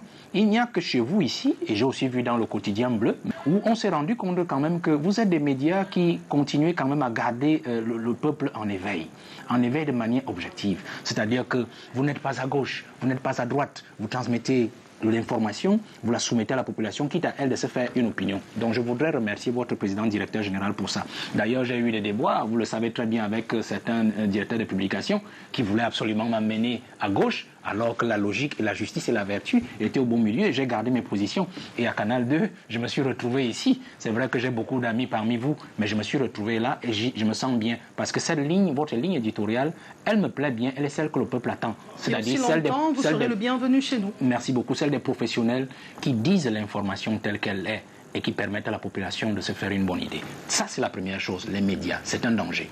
La deuxième chose, toujours dans les médias, c'est les réseaux sociaux. C'est-à-dire que je me suis rendu compte que le peuple camerounais, ou du moins la jeunesse camerounaise, nous sommes encore des villageois des réseaux sociaux. C'est-à-dire que j'ai comme l'impression qu'on découvre encore les réseaux sociaux, on y est entré avec tout notre art, avec toute notre passion. On fait découvrir tellement de choses qui ne nous apportent pas grand-chose dans nos vies. Et ça déroute la jeunesse complètement. Ça aussi, les réseaux sociaux, je crois qu'il faudra qu'on ait une éducation particulière. Qui gagne du terrain. Oui, il faut absolument qu'on ait une influence particulière sur les réseaux sociaux, notamment l'État. Mais je sais que l'État ne peut pas se livrer à ce jeu parce que ce jeu l'arrange. Tant que la jeunesse est distraite par les réseaux sociaux, ceux qui nous dirigent peuvent continuer à piller les caisses. Mais je crois qu'il est important pour les médias classiques de travailler davantage dans ce sens-là. Et pour les leaders d'opinion aussi, de revenir dans ce sens-là pour essayer davantage de ramener la jeunesse à de meilleurs sentiments. Le président de la République, dans son adresse à la nation, que ce soit en 2021 ou en 2022, il invitait les jeunes à se détourner des discours de haine qui ont pris du galon sur les réseaux sociaux et qui, selon son propos, étaient un outil de distraction des sujets importants. Donc, juste pour préciser... Mais ce n'est qu'un discours. Juste pour préciser que ce n'est pas une volonté du gouvernement de laisser prospérer un discours de haine sur les réseaux sociaux. Bon, si vous voyez la volonté dans un discours, un simple discours, quitte à vous, mais moi je vais dans le deuxième élément qui m'a marqué, c'est-à-dire c'est l'état de la jeunesse. La jeunesse est en dépravation. La jeunesse est en dépravation mentale et psychologique même. Elle est même découragée. Et quand vous parcourez l'année 2022, on est en rétro, vous vous rendez compte effectivement qu'il y a beaucoup de travail à faire. Les aînés ont décapité l'avenir de ce pays, c'est-à-dire sur le plan de l'éducation. L'éducation, ça ne tient plus la route. Les jeunes aujourd'hui, de par leurs parents qui sont déjà éreintés par le coût de la vie, de par leurs parents qui sont éreintés par les dégâts de nos gouvernants, ils ont abandonné leurs propres enfants. Aujourd'hui, cette jeunesse est laissée à elle-même. Et c'est pour cela qu'elle se retrouve dans toute cette dépravation qu'on a eu à vivre pendant toute l'année 2022 et beaucoup plus avant. Pour dire quoi? Pour dire qu'en fait, l'état de la jeunesse est assez critique. Et je crois que, au risque de peut-être de me tromper, je pense profondément que le prochain président de la République risque de sacrifier une bonne partie de la jeunesse, c'est-à-dire celle qui vient entre 12 ans et 25 ans. Pourquoi êtes-vous si pessimiste? Oui, ce n'est pas du pessimisme, c'est du pragmatisme, madame. Parce que quand on observe cette jeunesse-là, elle est livrée à d'autres choses. Figurez-vous, madame, que votre émission-là, si vous faites un Vox Populi ou vous faites un sondage, vous allez vous rendre compte que la population qui aura regardé la rétro, même sur YouTube, ce sera une population d'un certain âge, pas cette jeunesse-là, parce que quand elle ouvre son téléphone, elle va regarder des choses justement qui n'ont rien à voir avec le train quotidien. Cette jeunesse ne regarde pas votre merveilleux journal à Canal 2, elle ne regarde pas les merveilleux documentaires que vous faites, mais elle regarde plutôt la vie des stars qui ne sont pas des modèles. Elle regarde la vie des gens justement qui ne sont pas des modèles et qui n'inspirent pas le lendemain meilleur. C'est pour cela que je dis l'état de la jeunesse est assez critique, il n'est pas enviable du tout. Voilà, Bessala, quand je jette un coup d'œil sur la fiche que vous m'avez envoyée en tant que REC particulier de cette émission, vous avez insisté sur les influenceurs. On peut en toucher un mot avant de continuer. Oui, les influenceurs, je crois qu'il y a urgence pour l'État à légiférer sur le travail d'influence sur les réseaux sociaux et le travail d'influence médiatique. Parce que je me suis rendu compte qu'en fait, c'est un monde aujourd'hui qui fait gagner de l'argent. Les gens sont en train de découvrir qu'il y a énormément d'argent qu'on peut gagner à travers les réseaux sociaux. C'est bien, c'est un grand marché. Mais le problème est d'encadrer cela pour que notre société puisse avancer. Je vais par exemple vous dire une chose. Vous savez que même le patron de Facebook, Zuckerberg, ses enfants n'ont pas de téléphone et ils ne regardent pas vos affaires là, de Facebook, dont leur père pratiquement est le créateur ou le fondateur. Pourquoi? Parce qu'ils savent qu'en fait c'est un mauvais produit pour les gens qui veulent devenir des quelqu'un ou alors des personnes respectables pour demain. Ce n'est pas de dire qu'il faut couper la jeunesse des réseaux sociaux, parce que les réseaux sociaux ont un côté positif. Ils permettent au moins à l'enfant qui grandit de s'ouvrir au monde et de connaître ce qui se passe ailleurs afin de se prémunir pour demain. Mais le problème, c'est les autres mauvaises influences. Donc il faut absolument, dont l'État a sa responsabilité. Il y a aussi ceux-là qui sont dans les réseaux sociaux et qui se disent influenceurs, qui justement, que les enfants suivent parce qu'ils s'habillent bien, parce qu'ils disent des choses ou parce qu'ils donnent des informations, parfois qui sont erronées, parfois des informations truquées, marchandées, traficotées, et qui justement déroutent cette jeunesse-là. Et même parfois, qui dévoient la bonne information. Qui affichent leur richesse ostentatoire. Ce n'est pas mauvais d'afficher sa richesse. Forcément, on ait une traçabilité sur les avoirs. Voilà donc le véritable problème. C'est pour ça que je dis l'État doit intervenir, parce que parfois, quand les gens affichent cette richesse-là, et parfois ils montrent qu'ils ont ceci et cela, l'État doit s'intéresser à eux pour se dire, mais attendez, on ne refuse pas que vous affichiez votre richesse, mais il faut aussi la justifier. C'est vrai qu'on a le problème de l'article 66. On va dire à ceux qui gouvernent, vous-même, vous n'avez pas déclaré vos biens. Est-ce que c'est ceux-là qui vont déclarer leurs biens et les sources de leurs avoirs? Donc il faut absolument que l'État intervienne. La logique de l'exemplarité. Si nous voulons l'exemplarité, si nous voulons sauver l'avenir du pays, il faut sauver la jeunesse qui rentre dans les réseaux sociaux, la canaliser, l'orienter. Cela vaut aussi pour les médias classiques, c'est-à-dire des programmes comme les programmes à l'eau de rose qui viennent d'Amérique du Sud et tout ça, où on montre aux jeunes une autre vie et qu'ils vont pratiquer dans les écoles. Regardez ce qui se passe dans les écoles aujourd'hui. C'est ces séries novellas qui les reproduisent à l'école. Dans d'autres pays, on a supprimé. En Chine, vous ne verrez jamais ce genre de séries novellas. Vous ne verrez jamais ça. Donc il faut absolument que les parents reprennent le taureau par les cornes à la maison, que ces chaînes-là soient exclues, par exemple, des bouquets, ou alors qu'on interdise aux jeunes de regarder ce genre de choses-là, et à l'État de légiférer. Et à ceux qui se disent aussi influenceurs sur les réseaux sociaux, d'être un peu plus responsables, parce qu'il y va de l'éducation et de l'avenir de notre pays. Merci beaucoup, Valère Bessala. Je continue sur le conducteur. Vous voudriez également vous appesantir sur les lueurs et les leurs de l'opposition camerounaise. Nous parlons avec autant d'emphase parce que 2025 est lointain, mais certain. Si nous reprenons le propos du président de la République. Les leurs de l'opposition, je préfère commencer par là, les leurs de l'opposition, c'est de penser justement qu'il ne peut pas avoir une candidature unique. Et ceux qui le disent dans l'opposition, c'est justement ceux qui peut-être pensent qu'ils sont déjà suffisamment avancés sur le terrain politique, au point où ils n'ont plus besoin des autres partis politiques. Ils se trompent. Ils se trompent. Parce qu'avancer seul, vous ferez happer, comme d'ailleurs par le passé, par le parti au pouvoir. C'est en s'unissant que l'on devient fort. De deux, ils combattent peut-être la candidature unique de l'opposition parce qu'ils savent peut-être au fond d'eux qu'ils ne sont pas capables d'affronter les autres leaders de l'opposition, qui peut-être n'ont pas leurs moyens, qui peut-être n'ont pas la capacité de pouvoir mobiliser des réseaux comme eux. Donc ils ne peuvent pas affronter les autres leaders de l'opposition dans un challenge pour pouvoir sortir le meilleur d'entre nous tous. C'est ça le véritable problème. Je comprends qu'ils ont un complexe d'infériorité ou de supériorité. Ça, c'est la première chose. Ça, c'est l'un des leurs de l'opposition. L'autre leurre de l'opposition, c'est de penser en fait que l'opposition est maudite. C'est-à-dire que le parti au pouvoir est trop fort pour pouvoir ne pas être vaincu, pour ne pas être vaincu par l'opposition. Ça, c'est aussi un leurre. C'est psychologique. Il faut que les leaders de l'opposition, ceux qui y sont depuis les aînés et ceux qui entrent aujourd'hui, sache que cela est possible si nous nous mettons ensemble et que si nous mettons tous nos égos de côté. Ceux qui pensent qu'on était là depuis les années 90, on n'a pas pu faire. Ce n'est pas vous aujourd'hui qui allez faire. Non, nous pouvons le faire à condition que les aînés pensent qu'ils peuvent encadrer les plus jeunes avec de nouvelles idées et sortir le candidat unique de l'opposition. Question d'un autre téléspectateur, Valère Bessala. Que pensez-vous à l'affirmation selon laquelle le régime de Yaoundé fabrique lui-même ses propres opposants? On en a plus de 300, mais seuls 10 émergent. Non, seuls 10 à peine 10 émergent. Oui, voilà. Mais si vous voulez faire la comparaison entre les 300 qui ont créé leur parti politique et les 10 qui émergent pour dire qu'ils fabriquent, non. Ceux qui émergent, justement, dans la plupart de ceux qui émergent dans les 10 là, au moins 80 peuvent être des créations aussi. Qui sait? Mais je crois qu'en fait, l'opposition naît d'elle-même. Vous savez, l'opposition, c'est d'abord la foi que vous avez en vous que les choses vont mal. La conviction que vous avez en vous que les choses vont mal, je dois les faire changer. Tout part de là. L'opposition, c'est d'abord une décision personnelle. Elle devient une décision publique, impactant le public, lorsque vous décidez d'entrer sur la scène publique, sur la scène politique et d'extérioriser votre nom. C'est là où vous devenez un opposant comme l'on sait. Mais tout le monde est opposant, même chez vous à la maison, quand vous n'êtes pas d'accord, vous dites à votre mari, je ne suis pas d'accord. On va peut-être dire que c'est une contradiction familiale, mais sur la scène publique, ça s'appelle l'opposition. Vous comprenez? Donc ce n'est pas le parti au pouvoir qui fabrique forcément des opposants. L'opposant est d'abord sa propre fabrication. Est-ce qu'il y a un problème d'impréparation? Le problème donc qui survient, c'est celui justement des opposants qui rentrent sur la scène politique, de ceux qui rentrent sur la scène politique pour s'opposer en vue de satisfaire leur lubie personnelle.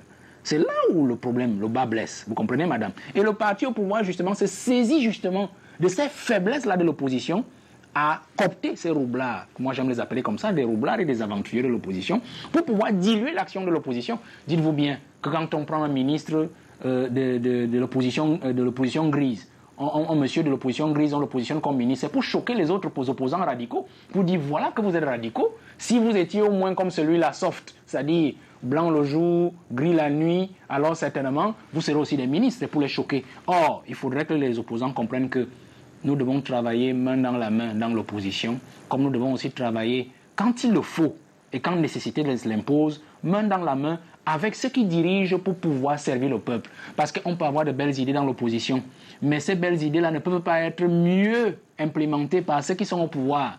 Parce que parfois un opposant peut avoir une très belle idée et il n'y a parfois que lui qui puisse mieux les appliquer au sein d'un gouvernement qui généralement soit un gouvernement qui appartient à ceux qui dirigent au parti au pouvoir. Cette transition, juste après, nous nous intéresserons à la rétro économique de l'année 2022.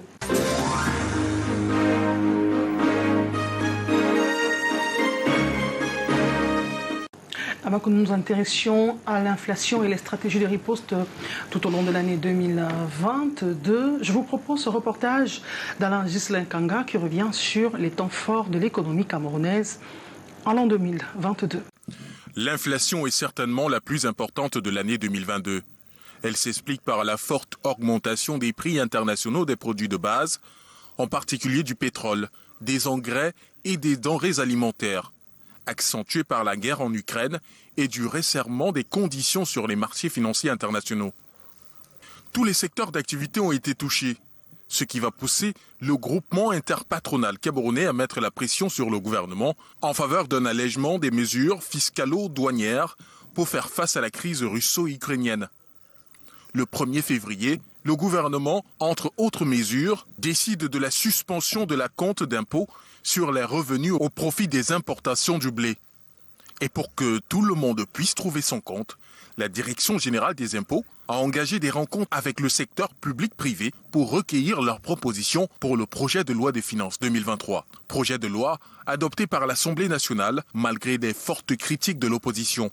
Le budget se chiffre en recettes et en dépenses à 6 345,1 milliards de francs CFA, soit une augmentation de 264,7 milliards de francs CFA en glissement annuel par rapport à 2022 et de 4,4% en valeur relative. Le Cameroun a également franchi un pas important depuis son entrée dans la zone de libre-échange continentale africaine. 2 entreprises nationales ont exporté chacune 38,6 kg de thé camerounais vers le Ghana, au tarif préférentiel de la ZLECAf. Ce sont les toutes premières exportations de la ZLECAf. Une opération qu'on pourrait qualifier d'historique au même titre que le raccordement au réseau interconnecté Est, au réseau interconnecté Sud. Une interconnexion dont le but est de réduire les coûts liés à l'autoproduction d'énergie dans la région. Le pays de Paul Biya a été cité également dans une affaire de corruption. La multinationale Glencore a admis devant la justice américaine et britannique avoir versé des pots de vin aux responsables des principales entreprises pétrolières du Cameroun pour obtenir des contrats. Des aveux rejetés par les entreprises citées.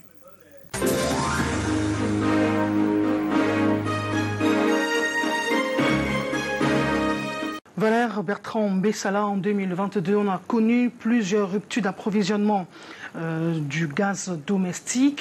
On a vécu une inflation qui a duré et qui continue d'ailleurs sur les produits de grande consommation. Je vais citer davantage de l'huile végétale. Il y a un contexte mondial, la guerre russo-ukrainienne, qui impacte sur les prix des denrées de grande consommation, les produits manufacturés. Et au niveau du Cameroun, on parle davantage de pays le plus résilient en Afrique centrale. Vous partagez cette perception ? Oui, c'est deux choses. Vous savez, la guerre russo-ukrainienne ne peut être invoquée que dans un pays dont l'économie est extravertie. C'est-à-dire que nous ne consommons pas ce que nous produisons c'est le cas et du nous Cameroun. ne produisons pas ce que nous consommons. Donc quand vous voyez donc des dirigeants se dissimuler derrière un fait extérieur international, c'est en même temps un aveu d'impuissance, un aveu de faiblesse, un aveu d'incompétence. C'est-à-dire qu'ils n'ont pas réussi à endogénéiser les rouages de notre économie. Ils n'ont pas réussi à endogénéiser les chances commerciales, économiques et productives de notre pays. C'est ça la première chose, madame. Donc pour dire que accuser la guerre russo-ukrainienne dans la vie qui coûte cher aujourd'hui nous montre une seule chose, c'est que ceux qui nous dirigent sont des incompétents. J'en veux pour preuve. Aujourd'hui, nous consommons ce que nous ne produisons pas. Est-ce que nous sommes obligés de consommer le pain fait au blé, qui est produit par l'Ukraine et la Russie, importé aussi parfois de la France?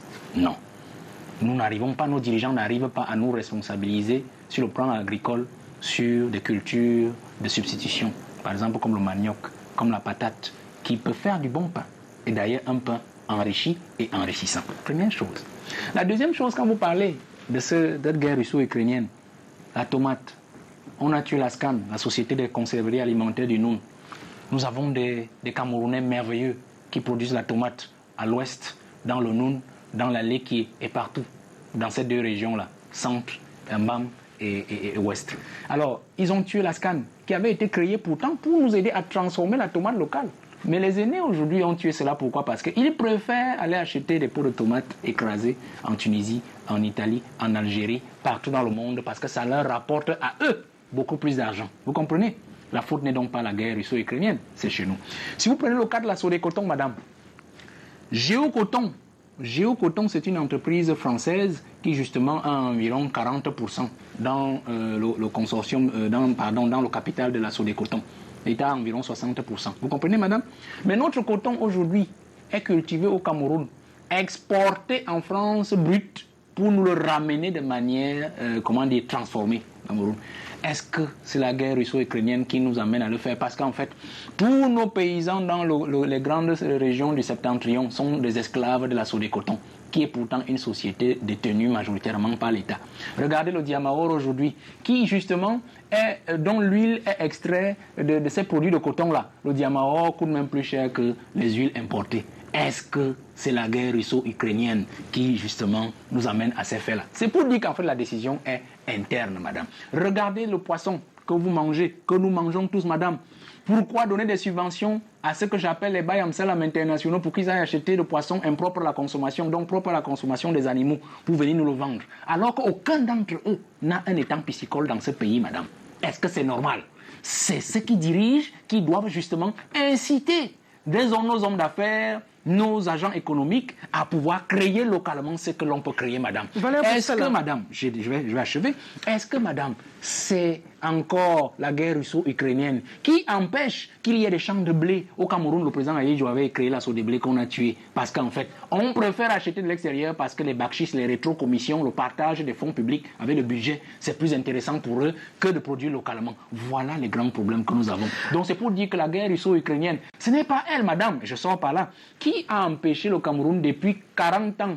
45 ans que le président Aïdjo a créé la Sonara, de raffiner localement notre pétrole. Ce n'est qu'en 2008-2005 que le président a décidé de construire la deuxième partie de l'usine qui manquait, c'est-à-dire qui nous permettra de raffiner localement notre pétrole lourd. Pourquoi il préfère que nous vendions à l'extérieur le pétrole lourd? Parce que les rétrocommissions, les bakchiches, pour acheter un pétrole léger propre à la consommation. Conséquence, la guerre en Ukraine survient.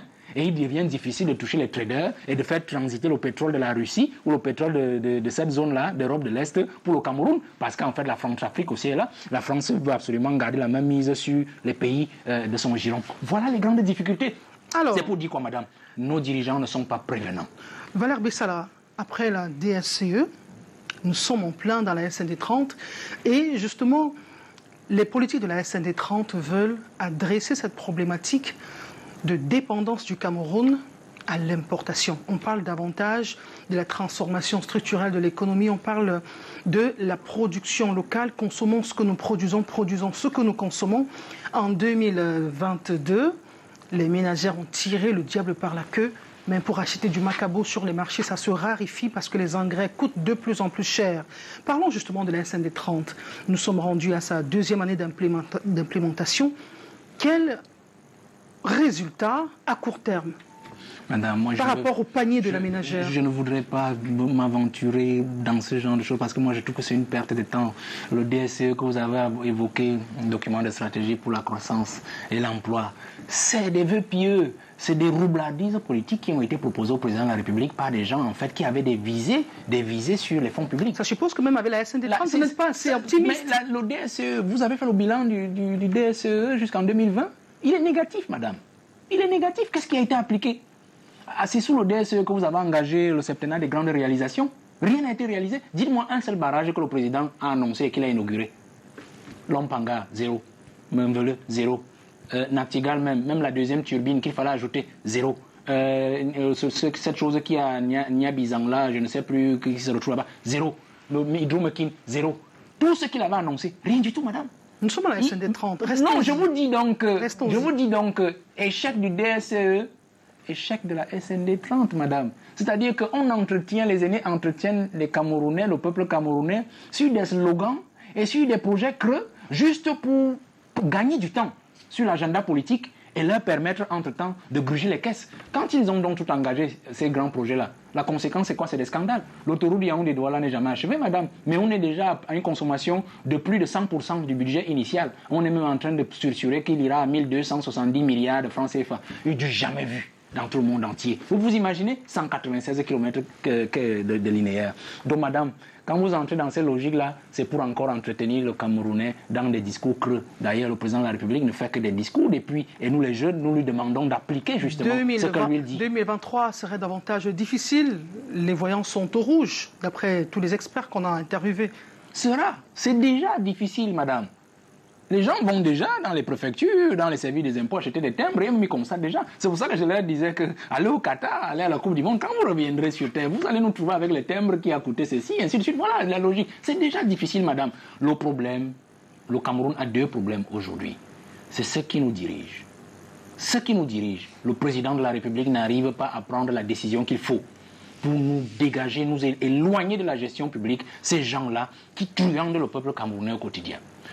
La deuxième difficulté, c'est ce peuple-là qui est distrait. Il est certes mordu, mortifié dans sa chair parce que les conditions de vie qui sont rendues drastiques et à dessein, parce qu'en fait, il faut absolument que le Camerounais vive mal pour qu'il ne s'intéresse pas à la politique. Mais ce peuple-là n'arrive pas à avoir le soubresaut de conscience politique nécessaire pour pouvoir rentrer en politique par sa force, par son intelligence et sa sagesse, afin de bousculer les lignes et de faire changer les choses.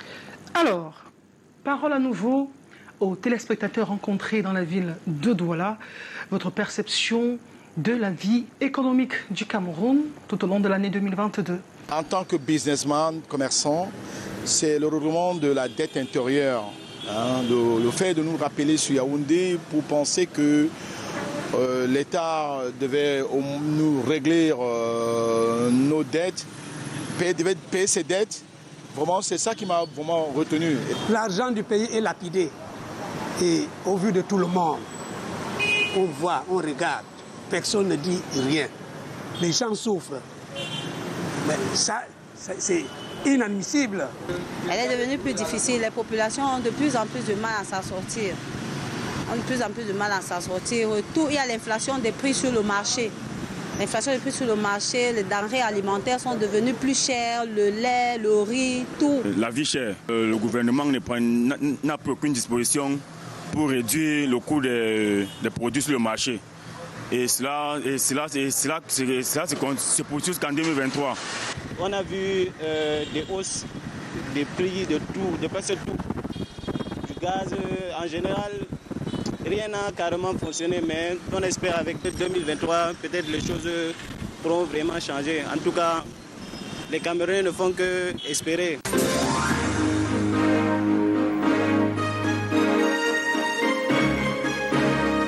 Pour rester en économie, évoquons à l'instant le sommet États-Unis-Afrique auquel a participé le président de la République. Valère Bessala, c'est la deuxième fois que l'Afrique est convoquée aux États-Unis pour un sommet du genre, c'est le deuxième.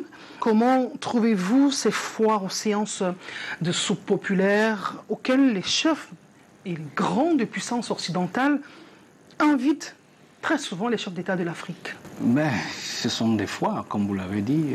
Quand on dit foire, ça veut dire... On a un sommet France-Afrique, France-Afrique-Russie, on a Afrique-États-Unis.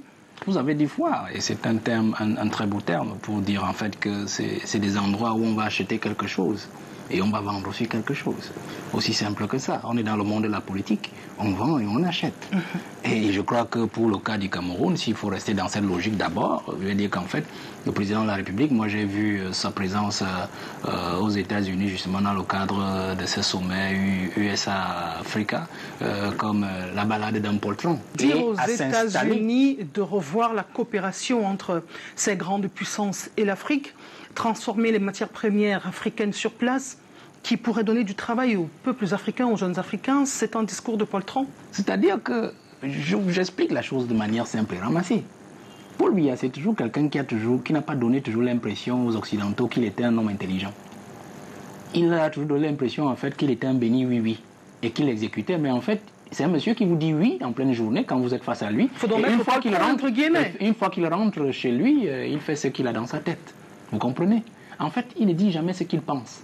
Vous savez, vous comprenez? Mais il fait en fait ce qu'il pense. Est-ce qu'il n'y a pas eu des avancées dans le discours de l'homme Biya, un sommet comme celui-là? C'est ça donc le grand poltron, et c'est pour cela qu'il a survécu à la France par rapport aux autres pays où on a eu des coups d'État, des ingérences à n'en plus finir. C'est parce qu'il a été un grand poltron que justement, il réussit aujourd'hui à garder le Cameroun debout face à cette France qui veut justement pénétrer l'Afrique centrale.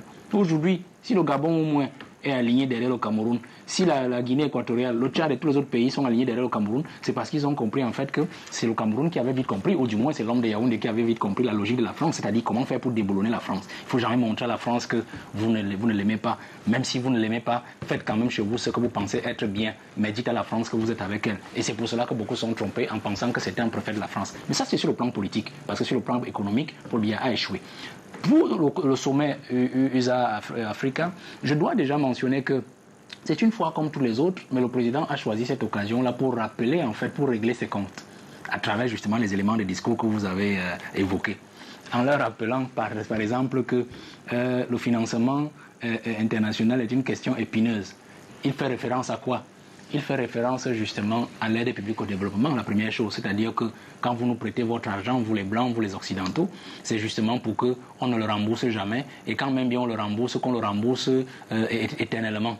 Et que parfois même jusqu'à nos vies et au prix de nos vies et de nos ressources. La deuxième chose, c'est que le financement international est une affaire dangereuse parce qu'effectivement, chaque fois que nous avons eu des initiatives dans le sens de pouvoir nous organiser nous-mêmes, afin de pouvoir trouver une autonomie financière et économique, vous avez abattu toutes ces initiatives. Il faisait allusion à qui? À Kadhafi, justement, qui voulait créer le Fonds monétaire africain. Et donc, le siège devait être Yaoundé. Au Cameroun. Kadhafi a trouvé la mort pour cela. Le RASCOM, que Kadhafi voulait placer en orbite pour nous rendre justement indépendants sur le plan des télécommunications et de ne plus avoir ces chaînes que nous payons à coût cher. Et vous aussi, par exemple, à Canal 2, cet abonnement satellitaire qui vous coûte énormément cher à votre PDG, ils l'ont abattu parce qu'en fait, il faut toujours que l'argent rentre à sa source, c'est-à-dire chez les Blancs. Donc, il leur a fait une sacrée leçon. La transformation locale, c'est aussi ça. C'est-à-dire que les multinationales occidentales ne viennent pas en Afrique pour créer des richesses. Elles viennent en Afrique pour purger, pour pomper et ramener dans leur pays. Parce qu'en fait, c'est là-bas que la transformation doit se faire. Vous allez peut-être évoquer la question du bois. Pourquoi est-ce qu'on est en train de renvoyer encore on à plus tard? On a reporté à une date... Parce qu'en fait, les pays occidentaux ne gagnent pas à ce que nous puissions acquérir la technologie nécessaire. Même s'il y a eu des résolutions des Nations Unies dans les années 70 sur le transfert de technologie, cela ne peut pas se faire parce qu'en fait, un transfert de technologie qui est fait pour l'Afrique reviendrait pour eux à renoncer à des niches de marché, à certaines poches financières qui sont intéressantes et importantes pour leur propre population. Donc, il leur a fait un sacré pied de nez, ce poltron, Paul Biya, poltron de la politique internationale et de la politique interne. C'est pour cela que, quand vous comprenez dans ma logique, vous allez voir que Biya, aujourd'hui, en allant aux États-Unis, a préféré y aller, mais il a boudé le sommet Afrique-France, il a boudé le sommet Russo-Afrique, parce qu'en fait, il sait déjà qu'il a sa façon de traiter avec la Russie. Il n'a pas besoin de se déporter en Russie. Mais il va aux États-Unis pour cela, c'est-à-dire pour l'économie. De deux aussi, il va aux États-Unis pour en fait témoigner sa reconnaissance aux États-Unis dont le pays est en train justement d'acter dans la crise anglophone, de marquer une certaine évolution, c'est-à-dire avec ces procès qui sont débutants s'agissant de ceux qui font des troubles et qui encouragent à travers le financement et l'importation des armes vers le Cameroun pour insécuriser le Cameroun. Donc il fallait absolument qu'il y aille. De trois aussi, c'est que il est important pour le Cameroun et pour le président de la République, ça c'est notre analyse sur le plan politique, de montrer aux États-Unis en fait que le Cameroun est ouvert à un deal B2B, c'est-à-dire qu'un deal direct entre les États-Unis et le Cameroun qui ne passera plus par la France. Vous savez que le sentiment anti-français est déjà très évolué en Afrique et l'Afrique centrale reste encore un bastillon, encore impénétrable par la France qui est déjà tremblotante. Je vous fais des cas par exemple. Vous savez que le Mali a échappé déjà pratiquement à la France. Le Burkina Faso, c'est la même chose aussi. Et le Niger aussi, il y a beaucoup de choses qui se susurrent au Niger parce que la France aujourd'hui, vous avez appris qu'il y a déjà des délestages en France. Les gens disent que c'est la guerre russo-ukrainienne. Je veux bien que l'on pense, mais c'est que même les Français ne savent pas. C'est qu'en fait, ils ont l'électricité en France, ils n'ont pas connu de délestage parce que depuis la France, à travers Areva, pompe tout l'uranium au Niger, parce que la France se fournit en électricité à travers des centrales nucléaires dont la source de l'uranium est produite au Niger. Le Niger produit 4500 milliards de recettes d'uranium l'an, madame. Vous savez combien le Niger gagne dans ces 4000 milliards? 80 milliards seulement. Les 420 milliards vont en France et sont revendus. Le recette uranium est revendu sur le marché mondial au prix fort. Chaque fois qu'un président nigérien a demandé à la France d'acheter l'uranium nigérien qui est extrait des mines d'Imoaren et d'Arlit au prix du marché international, on l'a évacué. Regarde, au Niger, ils sont pratiquement à leur 8e ou 10e président. Des coups d'État n'en plus finir. Et quand donc les Français dorment dans l'obscurité depuis un certain temps, c'est parce que la Russie ayant fait haro sur le Mali, il est difficile pour la France de faire transiter l'uranium qu'ils purgent au Niger, vers la Côte d'Ivoire, vers les ports ivoiriens ou sénégalais, afin d'arriver en France, ça devient très difficile pour eux. Donc ce n'est pas forcément toujours la guerre russo-ukrainienne. Si nous revenons toujours sur les États-Unis, la présence des États-Unis, le Cameroun est un pays phare pour l'Afrique centrale. L'Afrique centrale, c'est un peu plus de 80 millions d'habitants avec tout ce qui transite autour. C'est aussi un peu plus de 3 millions de kilomètres carrés. Vous comprenez, madame? La CEMAC, seulement la CEMAC. Et le Cameroun est le pays phare. Qui a le Cameroun tient les autres 5 pays de la CEMAC. Qui a le Cameroun tient le Cameroun plus 10 pays de la CEAC, parce qu'en fait le Cameroun est un pays phare dans la sous-région. En plus, le Cameroun est dans l'encre du golfe de Guinée. Donc, ce pays occidental qui s'amusera pratiquement à mettre le Cameroun en marge politique ou en marge économique en s'alliant à la France qui veut absolument s'imposer de force par les moyens que nous connaissons, se met aussi en marge de l'exploitation des ressources dont regorge cette sous-région et notamment le Cameroun. Vous savez que le Cameroun, c'est 300 terres rares et bien plus encore. Et qui reste encore inexploré pratiquement le Cameroun, le pays. Le président comme les mines dont on parlera tout à l'heure. Le président vous l'a dit d'ailleurs, le discours de récemment, je finis dessus. Le président vous l'a dit d'ailleurs que le Cameroun a à peine exploité 1% de son souterrain. Vous comprenez que le Cameroun est encore entier. Et donc, les États-Unis ont intérêt désormais à transiger ou à négocier d'égal à égal avec le Cameroun que de transiter encore par la France que nous ne voulons plus en Afrique. Le Cameroun et les États-Unis, les échanges commerciaux n'ont jamais dépassé 5%. Peut-être avec le gouvernement Biden, les choses pourraient s'améliorer. Depuis 2019, le Cameroun ne fait plus partie de l'AGOA. Le président Paul Biya en y allant aussi pourrait, ou alors aurait pu certainement renégocier ses avantages dans les échanges commerciaux. Les États-Unis, pour le cas de l'Afrique, c'est l'Afrique noire subsaharienne, hein, c'est 63 milliards de dollars. Derrière, la Chine qui a investi rien que pour l'année 2020, 763 milliards de dollars. Vous vous imaginez cela, madame. Donc les États-Unis, sur le plan de l'investissement économique en Afrique, c'est un nain. En Afrique noire subsaharienne, c'est un nain. Mais il faut comprendre que les États-Unis, c'est davantage aussi les multinationales. Ces multinationales qui portent sa nationalité et qui, justement, vont à la conquête de l'économie mondiale à travers des niches qui se retrouvent justement dans les pays africains. Donc vous allez par exemple parler des entreprises comme Perenco et tout ce que vous pouvez imaginer, où justement les États-Unis sont actionnaires à travers leurs multinationales ou à travers des fonds d'investissement. Donc c'est cela, c'est comme ça que les États-Unis travaillent. Les États-Unis ne travaillent plus vraiment avec les autres pays du continent comme pays, mais c'est à travers leurs multinationales dont les porteurs sont des grands hommes d'affaires ou alors des sociétés qui ont des actions ou alors tout simplement des avoirs de l'État américain. Alors, pour être fixé et se remémorer de la position du président Paul Biya à ce sommet États-Unis-Afrique, je vous propose ce reportage de Rigolphe Kouachou, notre envoyé spécial à Washington. Sur le sol américain, depuis samedi dernier, le président de la République a mis en profit ce séjour américain pour vendre la destination Cameroun aux investisseurs américains.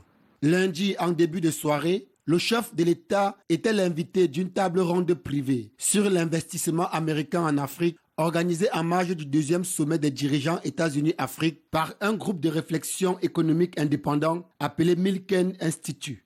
Ces échanges avaient pour thème comment la finance peut constituer un atout à l'égard des défis pressants et des opportunités de l'Afrique et contribuer à la résolution des problèmes apparemment sans solution à l'échelle mondiale. Occasion saisie par le président de la République pour entretenir l'auditoire par un plaidoyer remarquable pour la mise en place d'un marché africain des capitaux.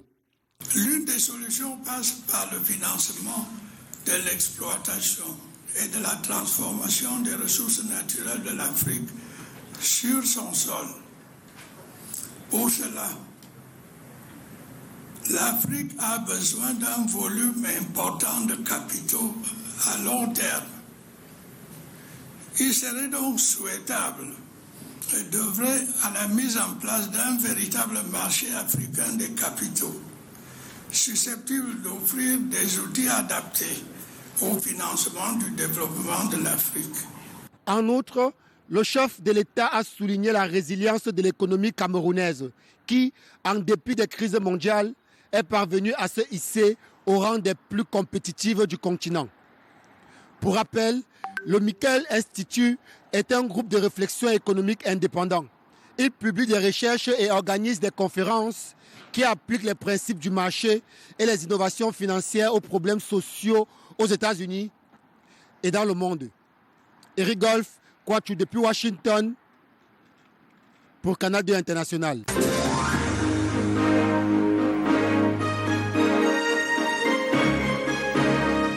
Rétro-société à présent d'accidents de la circulation au Cameroun. Les routes camerounaises sont encore meurtrières des bains de sang en dépit des mesures gouvernementales qui sont prises pour freiner le phénomène. Valère Bessala, vous voyagez à travers le pays par route, pas essentiellement par les voies aériennes, on n'en a pas assez. Qu'est-ce que vous constatez sur les routes? Que voyez-vous sur les routes qui puisse être susceptible d'entretenir le phénomène d'accident de la circulation au Cameroun autant? L'insouciance de l'État quant aux besoins en infrastructure routière, mais aussi l'inconscience des usagers. C'est les deux principales raisons. Je suis toujours de ceux qui ont toujours pensé qu'il est inutile d'avoir un ministère des Transports et un ministère des Travaux publics. et des ministères inutiles. On peut ajuster ces deux ministères-là, les accoler, transport et travaux publics. Au transport, utiliser peut-être les voies. Mais il y a le ministère des Travaux publics qui est là. On a déjà la décentralisation. Il y a les maires qui devront aussi désormais construire des routes. Il y a aussi des conseillers régionaux ou les régions qui devront les entretenir et parfois aussi construire. Donc il faut fondre ces ministères. On a donc ce problème par exemple d'insouciance, c'est-à-dire que l'État n'arrive pas à décentraliser les ressources nécessaires pour permettre aux collectivités territoriales de pouvoir prendre en main ou en charge la construction de certaines routes. Là on parle des zones urbaines, c'est-à-dire des circonscriptions. Ça c'est un fait. Parce qu'une fois qu'on aura décentralisé, il restera donc au ministère de ne travailler que dans des zones d'interconnexion urbaine, c'est-à-dire les axes que nous appelons les axes routiers, c'est-à-dire pour relier les régions, ainsi de suite. Ce sera plus facile. Les nationales. Les nationales, par exemple. Vous avez encore notre ministère qui, pour moi, n'est pas vraiment utile. On peut aussi l'accoler à ces deux autres ministères, c'est-à-dire le ministère du développement urbain. Parce que lui aussi, il construit aussi des routes. Vous vous imaginez, c'est un ministère qui construit aussi des routes. Vous avez par exemple l'autoroute Yaoundé-Simalène, par exemple. C'est le ministère du développement urbain qui le construit. Alors si vous dites travaux publics, est-ce que construire une autoroute Yaoundé-Simalène, ce n'est pas des travaux publics? Pourquoi l'affecter là-bas? Parce que le ministère s'appelle développement urbain. Donc ça veut dire qu'il y a des choses qu'il faut absolument accoler. Donc ça fait que ça cultive une certaine insouciance et un certain ponce-pilatisme entre les membres du gouvernement, qui fait qu'à la longue, on se retrouve avec des mauvaises routes et les gens se jettent la patate et les responsabilités pour dire c'est de la responsabilité du ministère du développement urbain, c'est de la responsabilité du ministère des Transports, peut-être qui ne surveille pas les usagers de la route, parce que les routes sont bonnes selon le ministère des Travaux, et l'autre aussi la même chose. De deux, c'est aussi l'insouciance. L'insouciance, parce que l'insouciance du gouvernement, c'est par exemple que les usagers de la route ne peuvent pas payer une vignette la vignette de révision automobile, comment vous l'appelez, la vignette de révision automobile que nous payons chaque année là, de manière annuelle. Non, il faudrait absolument que l'on pense à avoir ces contrôles automobiles-là, au moins mensuellement, pour les transporteurs routiers. Une voiture, par exemple, qui fait la route de l'Ouest, je prends un visite technique. La visite technique, merci beaucoup, madame. Une visite technique, une voiture qui fait, par exemple, la route de l'Ouest, vous savez qu'elle a roulé déjà, elle fait au moins un tour sur la route de l'Ouest en aller-retour par jour. La route Douala est en piteux état depuis plusieurs années. Moi, je reste sur l'état des véhicules. L'état des véhicules. Vous voyez qu'en un mois, si vous avez 279 km, elle fait en 10 jours. Cette voiture aura parcouru au moins 3000 km en 10 jours, multiplié par 3, c'est-à-dire 30, donc 10 000 km en un mois. Elle a besoin de révision. Si elle passe en visite technique, en un seul mois pour l'année prochaine encore. Imaginez donc tous les dégâts qu'il y a eu sur la voiture avec une telle utilisation. Il faut que la visite technique de ces véhicules soit faite sur une fréquence de mois en mois. Les usagers aussi, l'État doit penser à créer des agences de formation à la conduite des engins lourds et des véhicules de transport interurbain. Les auto-écoles aujourd'hui, c'est pour les petits véhicules là. Mais il n'y a pas une auto-école pour apprendre à conduire un camion de 10 roues ou de 18 roues. Il n'y a pas une auto-école pour apprendre à conduire un véhicule que vous appelez les bus là, de 70 places ou de 55 places, c'est-à-dire de 11 tonnes à vide et de 20 tonnes à charge. Ça aussi, il faut penser à cela, parce que c'est des gens qui apprennent à conduire sur le temps, madame. On commence par être garçon de bus, ou ce qu'on appelle motorboy, ou je ne sais pas trop, et ensuite on commence à vous initier au parking de ce véhicule. Ça devient très compliqué, vous retrouvez au volant d'un tel véhicule avec une responsabilité de 70 personnes. C'est très compliqué, madame. Donc il faut que l'État prenne le taureau par les cornes dans ce sens-là. Au niveau donc des routes aussi, que le ministre des Travaux fasse vraiment son travail. Vous savez que ce ministre-là, par exemple, il a exclu du contrôle routier ou du contrôle des travaux publics ce qu'ils appellent le flectographe. Je crois que c'est un appareil qui a été acheté par l'État du Cameroun, si mes données sont bonnes, à près de 700 millions de francs. C'est-à-dire que c'est un appareil qui permet de venir vérifier, une fois que la route a été contrôlée, du moins construite, que la route a respecté, du moins que les ingénieurs ont respecté les normes. Cet appareil, cette voiture, parce que c'est une voiture, est dans un très piteux état, garé au Lamborghini à Yaoundé. Donc c'est pour dire quoi? C'est pour dire qu'on privilégie les malfaçons parce qu'on est ministre, et se plaindre après que les routes tuent. Parce qu'en fait, les routes ne sont pas faites à la norme, comme elles doivent être faites. Donc, certains ministres aussi C'est un ministère qui doit être interpellé pour justement que le contrôle se suive toujours. Au niveau des marchés publics, je sors par là. Au niveau des marchés publics, c'est aussi important. Le président de la République a certes créé un ministère des marchés publics que moi je trouve inutile. Il faut responsabiliser les membres du gouvernement. Chaque ministre peut bien lancer des marchés à son niveau et on s'assure simplement que le résultat respecte effectivement la norme. Quitte maintenant, lorsqu'il faudra peut-être les chercher quelque part sur le plan de la justice, qu'il n'y ait pas de dédouanement ou de débinement. Dans les différents rapports à la suite des hécatombes qu'on a sur la route, très souvent, on vous dira 70% de la cause incombe à l'humain, au chauffeur, au transporteur. Ça remet en question justement la formation des conducteurs, l'incivisme dont vous parliez tout à l'heure. Valère Bessala, on parle d'insécurité à présent avec la vraie ou fausse présence des microbes dans la ville de Douala. On a dû subir à la veille des fêtes de fin d'année des couvre-feux pendant au moins 1 à 2 semaines. Je reviens vers vous. Le phénomène des microbes, qu'est-ce qui peut en être la cause?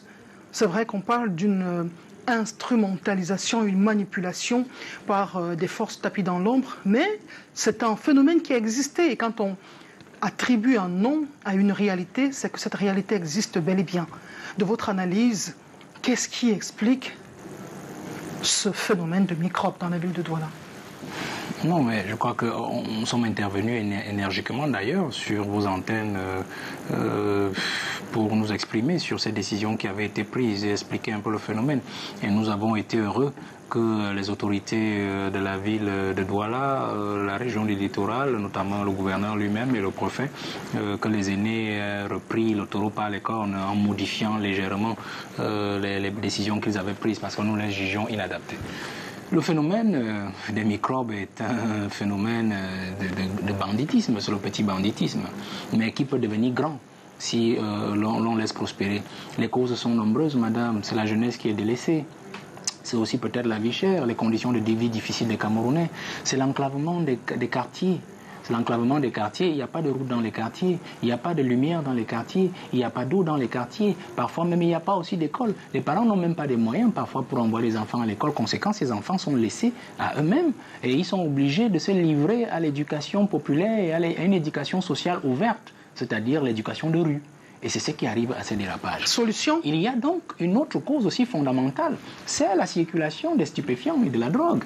C'est-à-dire que la drogue est devenue un mode de vie, d'une consommation normale aujourd'hui, au vu sur les autorités qui parfois elles-mêmes sont complices. Parce que je ne vais pas vous faire un gâchis, je l'ai dit d'ailleurs tantôt, que des autorités, même aujourd'hui, il y a des autorités qui sont réduites à coupe réglée des réseaux de drogue. C'est-à-dire qu'on leur verse des subsides mensuels pour laisser prospérer ce business-là. Parce que toutes nos forces de l'ordre, qu'elles soient dans les polices de proximité ou dans la police générale, savent qu'effectivement ces réseaux existent. On sait là où les dealers se trouvent. On sait là où les passages, les voies de circulation de cette drogue, les voies d'entrée de circulation interne. Mais c'est que tant que ces réseaux ne sont pas décriés ou ne créent pas des problèmes tellement visibles comme on en a vu dans la ville de Douala, alors on ne fera rien du tout. Vous avez vu par exemple que notre montée sur la sellette au créneau a quand même bousculé les autorités de Douala qui ont commencé à traquer. J'ai vu le sous-préfet de, je crois, Douala 1er, d'ailleurs qui a été un de mes collaborateurs dans le Septentrion, dans la région du Nord, qui est maintenant à Douala 1er, qui, Oumarou Michel, qui justement se bat désormais contre ce phénomène-là. Parfois, nous les leaders d'opinion, on est obligé parfois de bousculer aussi pour leur permettre de travailler. Parce que parfois, s'ils vont bousculer ces réseaux-là, sans qu'il y ait par exemple du brouhaha médiatique que nous faisions grâce à vous, parfois on peut leur taper sur les mains. Une fois que nous l'avons fait, ils ont eu plus de force à frapper avec le gouverneur, le préfet. Donc c'est important pour nous aussi de pouvoir les aider à travailler dans ce sens-là. Donc voilà les causes. Les solutions, c'est quoi? C'est que les autorités ne doivent pas rester longtemps en poste. Quand vous prenez l'autorité, le délégué régional à la sûreté nationale, il est déjà à plus de 10 ans sur place. Ce n'est pas bon, madame. Ce n'est pas bon.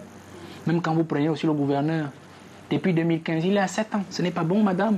Moi, j'ai été sur le terrain, j'ai été aux affaires. On nous a appris que c'est 3 ans maximum. Regardez même les Blancs. Quand ils vous envoient un ambassadeur, que ce soit les États-Unis, que ce soit la France, c'est 3 ans, 4 ans. On l'a rappelé parce qu'on sait qu'à trop faire une même chose pendant longtemps au même endroit, on devient complice. du milieu, on s'adapte, on s'acclimate au milieu et ça devient contre-productif pour l'intérêt général. C'est ce qui se passe. Quand vous êtes au même endroit, les mêmes réseaux, vous les avez en face de vous. Vous faites la routine et à la fin, vous finissez par flancher, vous finissez par collaborer avec ces réseaux-là et vous devenez vous-même complice sur le dos des populations et le dos de l'intérêt général. Merci Valère Bessala. Parmi les causes que vous avez énumérées, vous avez parlé de l'éducation. En 2022, on a failli frôler une année blanche à cause du phénomène OTS, on a trop supporté, OTA, on a trop attendu. Toute gauche, je vais vous demander quelle appréciation avez-vous porté sur les solutions ou alors les réponses du gouvernement face aux multiples revendications du corps enseignant au Cameroun? Non, je crois que je suis intervenu dans ce sujet aussi au cours de cette année et c'est important pour moi de le mentionner encore, c'est-à-dire que les grèves des enseignants, OTA et OTS, nous ont permis de découvrir enfin l'un des plus gros scandales de la République, après peut-être le scandale sur les fonctionnaires fictifs et le scandale sur les chapitres 65 et 94 des finances et de l'économie. L'un des plus gros scandales. C'est-à-dire que les aînés ont amené le président de la République à autoriser une précaution budgétaire sur les salaires des jeunes enfants qui sortaient des écoles. La précaution budgétaire, c'est en fait une mesure financière que l'État prend. C'est-à-dire de limiter certaines dépenses dans un secteur précis afin de se garantir un certain niveau de moyens dans des moments difficiles. Alors, s'il faut absolument lancer des concours chaque année et que des enfants sortent de l'école normale et que vous décidiez de leur donner 1/3 ou 2/3 de leur salaire pendant 10 ans, parce qu'une précaution budgétaire affecte le secteur de l'éducation ou du moins leur rémunération mensuelle. C'est criminel, madame, parce qu'on aurait pu poser une précaution budgétaire sur un tout autre secteur de la dépense publique que sur les salaires ou sur la rémunération qui par ailleurs est alimentaire pour le fonctionnaire ou l'agent de l'État. C'est ça la particularité, madame. Donc, cela nous a fait voir l'un des plus gros scandales. Parce qu'en fait, quand on dit précaution budgétaire, ça veut dire qu'en fait, au lieu de vous donner vos 200 000, on vous donne un tiers de votre salaire sur les 200 000. Ça veut dire environ, disons, n'importe quoi, sur 80 000 francs, madame. Ça veut dire que l'État vous garde 120 000 francs dans ses caisses. Ne vous les donne pas. Les 120 000 francs là sont donc partis pendant 10 ans, madame. C'est ça le grand problème.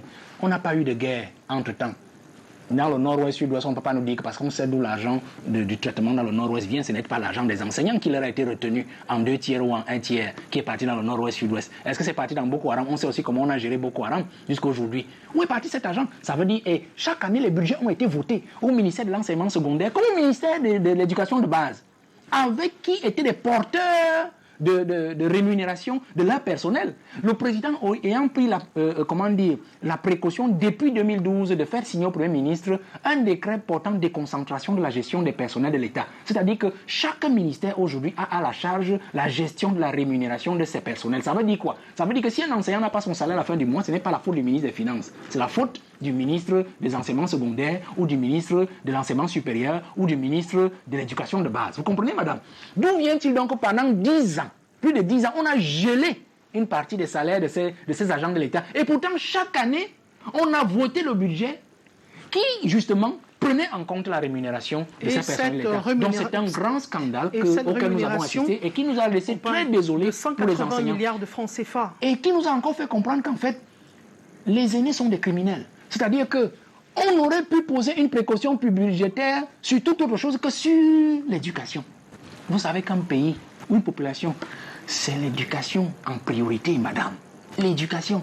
Si une population est mal éduquée, on ne peut pas avoir de résultats, ni en termes d'investissement, ni parce qu'en fait le premier investissement c'est l'investissement humain, ni en termes de développement. Alors vous partez anesthésier la rémunération. Donc, comment dire, stresser le personnel enseignant, vous stressez donc aussi les enseignants, les éduqués, c'est-à-dire les écoliers, les élèves, parce que regardez les moments de grève, on a frisé, comme vous l'avez dit, une année blanche, parce que les enseignants étaient mécontents. Cela entame l'éducation, cela entame la quiétude sociale, et on est rentré aussi dans une logique de grand complot. Vous savez que, comme je l'ai toujours dit, le complot, ça a toujours été ça, hein, madame. Au niveau de l'éducation, c'était ça la logique du complot, stresser le personnel éducatif, stresser le personnel enseignant, parce qu'effectivement, peut-être que c'est là-bas que les grèves allaient soulever le pays, comme on a commencé dans le nord-ouest et le sud-ouest, et qui allaient insécuriser ce que nous avons vu par ailleurs, comme dans le nord-ouest et le sud-ouest, le Cameroun tout entier, et peut-être les aider à dégager Paul Biya comme c'est leur volonté.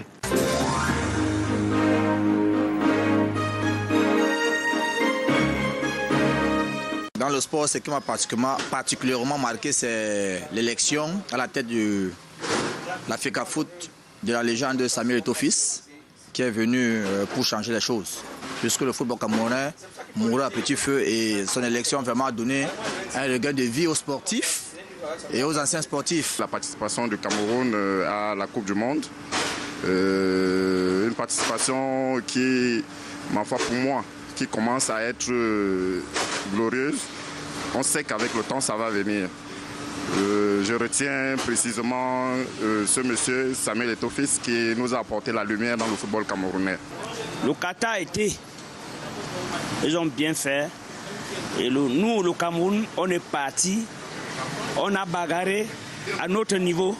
Et c'était la défaite des Lions. On s'est réjoui d'avoir gagné le Brésil. Et plutôt on n'était pas à la hauteur. C'est que c'était un peu de la médiocrité. Mais je pense qu'avec un peu plus d'efforts et d'entraînement, on pourra avoir une solide équipe. Nous avons souhaité que les footballeurs soient au centre du football. Et pour une fois, un ancien grand footballeur a été élu à la tête de la Fédération camerounaise de football. C'est de l'inédit. Et nous pensons qu'avec ce que nous sommes en train d'observer, certes tout n'est pas encore rose, mais nous pensons qu'il pourra nous apporter du changement. 2022, le Cameroun a participé à la Coupe d'Afrique CAN Total Énergie. Le Cameroun l'a organisé. Valère Bessala, c'est l'un des grands rendez-vous. Et les participants à cette compétition ont dit que c'était l'une des meilleures compétitions en termes d'organisation. Vous avez partagé cet avis-là? Ben oui, c'était une réussite puisque la dernière organisation c'était en 1972 sous le président Ahidjo. Mais c'est plutôt ce qui s'est passé. Les infrastructures, oui, l'accueil des étrangers. Le problème des infrastructures, c'est l'entretien. Je crois que si on peut entretenir, ça va. Mais vous savez aussi qu'on est resté sur notre faim. Sur le plan de l'organisation, c'était bien. Mais maintenant, sur le troisième, c'est pas aussi mauvais que ça, non? Bon, oui, mais il ne faut pas être un mauvais perdant. C'était bien. Le résultat aussi, c'était bien, appréciable. Mais je veux plutôt dire sur les infrastructures. Je veux dire qu'en fait, c'est là le problème où le bas va blesser parce qu'en fait, Olembe n'est pas terminé. Olembe était un complexe sportif. Donc, il n'y avait pas seulement le stade, il y avait des hôtels, il y avait des piscines, il y avait des... Donc, après la CAN, on devrait continuer avec le chantier. On devrait continuer encore comment l'argent est déjà fini même. On va continuer comment. C'est ça qu'il nous reste encore un travail de la gorge, madame. C'est-à-dire qu'on s'est servi de la CAN, la Coupe d'Afrique des Nations, pour pouvoir s'enrichir. Nos aînés s'en sont servis pour s'enrichir. Ceux qui se sont enrichis, le président de la République a parlé de ceux qui se sont amusés avec les fonds. Peut-être on y reviendra dans son discours, mais je préfère dire qu'en fait, au niveau des résultats, vous avez parlé aussi de la Coupe du Monde. On en parle dans une minute. Donc je crois qu'on est quand même sur une bonne ère au niveau du football. Le président de la FECAFOOT, il produit des résultats, même si les résultats sont encore pour le moment mitigés, il a beaucoup d'énergie. On a fait un meilleur score en Coupe du Monde Qatar 2022. Non, je m'étais prononcé aussi dessus. Pour moi, vous savez, le football n'est pas sous une bonne étoile. Quand je parle du président de la FECAFOOT, il n'a pas la bonne étoile, madame. Pour une fois, on est rentré avec 4 points. Ça fait plus de 20 ans qu'on courait après un point à la Coupe du Monde. Comprenez-moi, moi je ne rentre pas dans les histoires de... Ce sont les faits, Valère Bessala. Ce n'est pas les buts et les filets qui m'intéressent.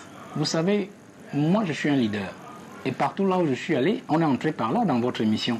Je vous ai parlé de l'étoile tout à l'heure. Un peuple qui est sous une mauvaise étoile ne peut pas atteindre des objectifs ou alors atteindre une félicité normale.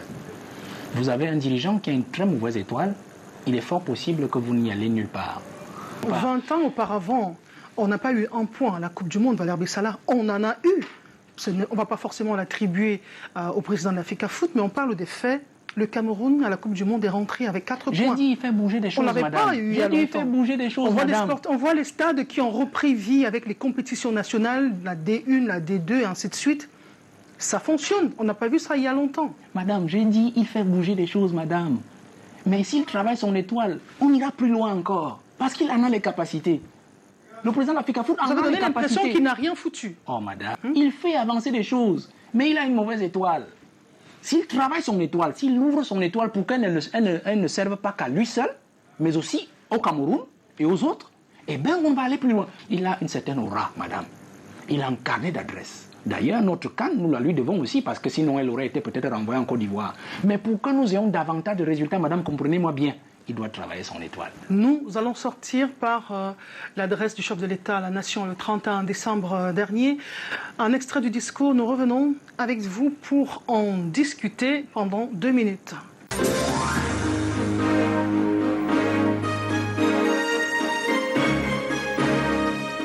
Je peux vous assurer que ce souci demeure constant et intangible. Aussi, je tiens une fois encore à rappeler que tous ceux qui s'enrichissent illicitement en spoliant l'État, à quelque niveau que ce soit, vont rendre des comptes.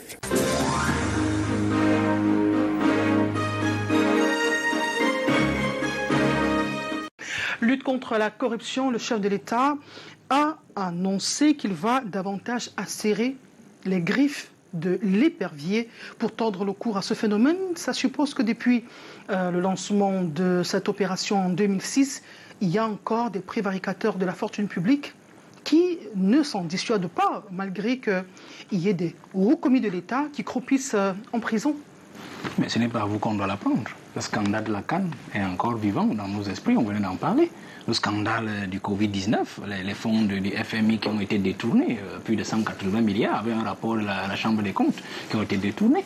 Les scandales de la ligne des chapitres 94 du ministère de l'économie et du chapitre 65 et même d'autres infras du ministère des Finances. On en dit long dessus. Mais la CONAC a été créée, la NIF, la Cour des comptes a été créée, un ensemble de brigades pour lutter contre la corruption. Pour quel résultat? Ce que je veux dire, c'est que le discours du président du 31 décembre 2022 est un discours infiltré et corrompu. C'est-à-dire que nous qui sommes les exégètes du discours des chefs, on a compris en fait que tous les prévaricateurs là, tous les gens qui causent des problèmes au peuple camerounais dans leur portefeuille ont infiltré les rédacteurs du discours pour que ce soit les éléments de leur ministère qui transparaissent. Figurez-vous que nous nous plaignons des routes aujourd'hui, les nombreux détournements au ministère des Travaux publics. Le président vient vous citer des routes. Nous nous plaignons de la lumière, de l'eau. C'est le ministère de l'eau, on vient nous parler des projets, ainsi de suite, c'est monté, c'est descendu. On parle de la vie chère, le ministère du Commerce, ils ont infiltré le discours du président. C'est pour cela que moi je dis, le président a atteint un certain âge, il ne peut plus lire beaucoup de choses, il ne peut plus contrôler beaucoup de choses. Mais il y a une seule chose qu'il a introduite dans le discours, ou deux. La première chose, c'est que il nous a annoncé et il a confirmé ce que nous disons dans le parti Jouvence, que le président a gardé, il a gardé sain et intouché jusqu'à aujourd'hui le sous-sol camerounais. C'est-à-dire que tout est encore entier. Donc même le développement du Cameroun à l'horizon 2035 est encore faisable. Si après lui, entre 2025 et 2035, nous ouvrons seulement une ou deux... Il faudrait que les projets annoncés soient en implémentation une ou deux poches d'exploitation minière, on peut l'atteindre, madame. Vous comprenez ce que je dis? Donc il a confirmé qu'effectivement, il a préservé le sous-sol camerounais. Et c'est pour dire quoi? En préservant le sous-sol camerounais, c'était pour montrer justement que le Cameroun vit des impôts et des subsides extérieurs, c'est-à-dire l'investissement direct étranger, l'aide publique au développement. Donc, et des mines liquides que sont le pétrole brut et le gaz. Mais on ne compte pas ça, puisqu'en fait, cet argent-là nous permet justement d'acheter encore, de donner l'argent aux internationaux pour importer ce que nous ne produisons pas. C'est tout. Non, en fait, ce n'était pas ça le débat. La première chose, c'était ça. Dans son discours, la deuxième chose à retenir, et là on sent que c'est lui-même qui a dû l'écrire, qui a dû le mentionner, c'est justement sur les prévaricateurs qui devront rendre gorge. C'est les seules choses que le président dont il a dû s'assurer de la présence dans ce discours-là. Mais pour moi, me dire que c'est encore un discours de trop. C'est encore un discours supplémentaire qu'on ne voit pas dans la pratique. Parce qu'en fait, ce que les Camerounais attendent, c'est qu'il nettoie autour de lui. Et nous, dans notre logique politique de Jouvence, c'est justement que nous soutenons cette institution qui le représente pour qu'il nettoie autour de lui, les neutralise tous ces prévaricateurs, ces détourneurs-là, afin qu'ils nous laissent un Cameroun sain et que nous puissions continuer l'œuvre présidentielle. C'est avec cet optimisme de notre invité Valère Bertrand Bessala, le guide du parti politique Jouvence, que nous allons mettre la clé sous le paillasson pour ce qui est de cette édition de la rétro spéciale. Nous avons revisité pendant cette heure d'antenne la vie politique, économique, sociale, culturelle, sportive du Cameroun en l'an 2022. Monsieur, je vous dis merci d'avoir fait le déplacement pour nos plateaux. C'est moi qui vous dis merci et merci à votre président directeur général, monsieur Emmanuel Tchatoué, et aussi à votre merveilleux personnel, vos collaborateurs qui sont ici et qui nous ont permis d'être audibles et intelligibles ici au loin. Merci à l'équipe rédactionnelle, merci à tous les techniciens qui se sont mobilisés de part et d'autre pour rendre cet instant possible. Mesdames, Messieurs, nous vous disons merci de nous témoigner votre fidélité, votre gratitude tous les jours, 24 heures sur 24. à dimanche prochain pour un autre numéro de la rétrospective de l'information sur Canal 2 International. Au revoir, portez-vous bien et à très bientôt.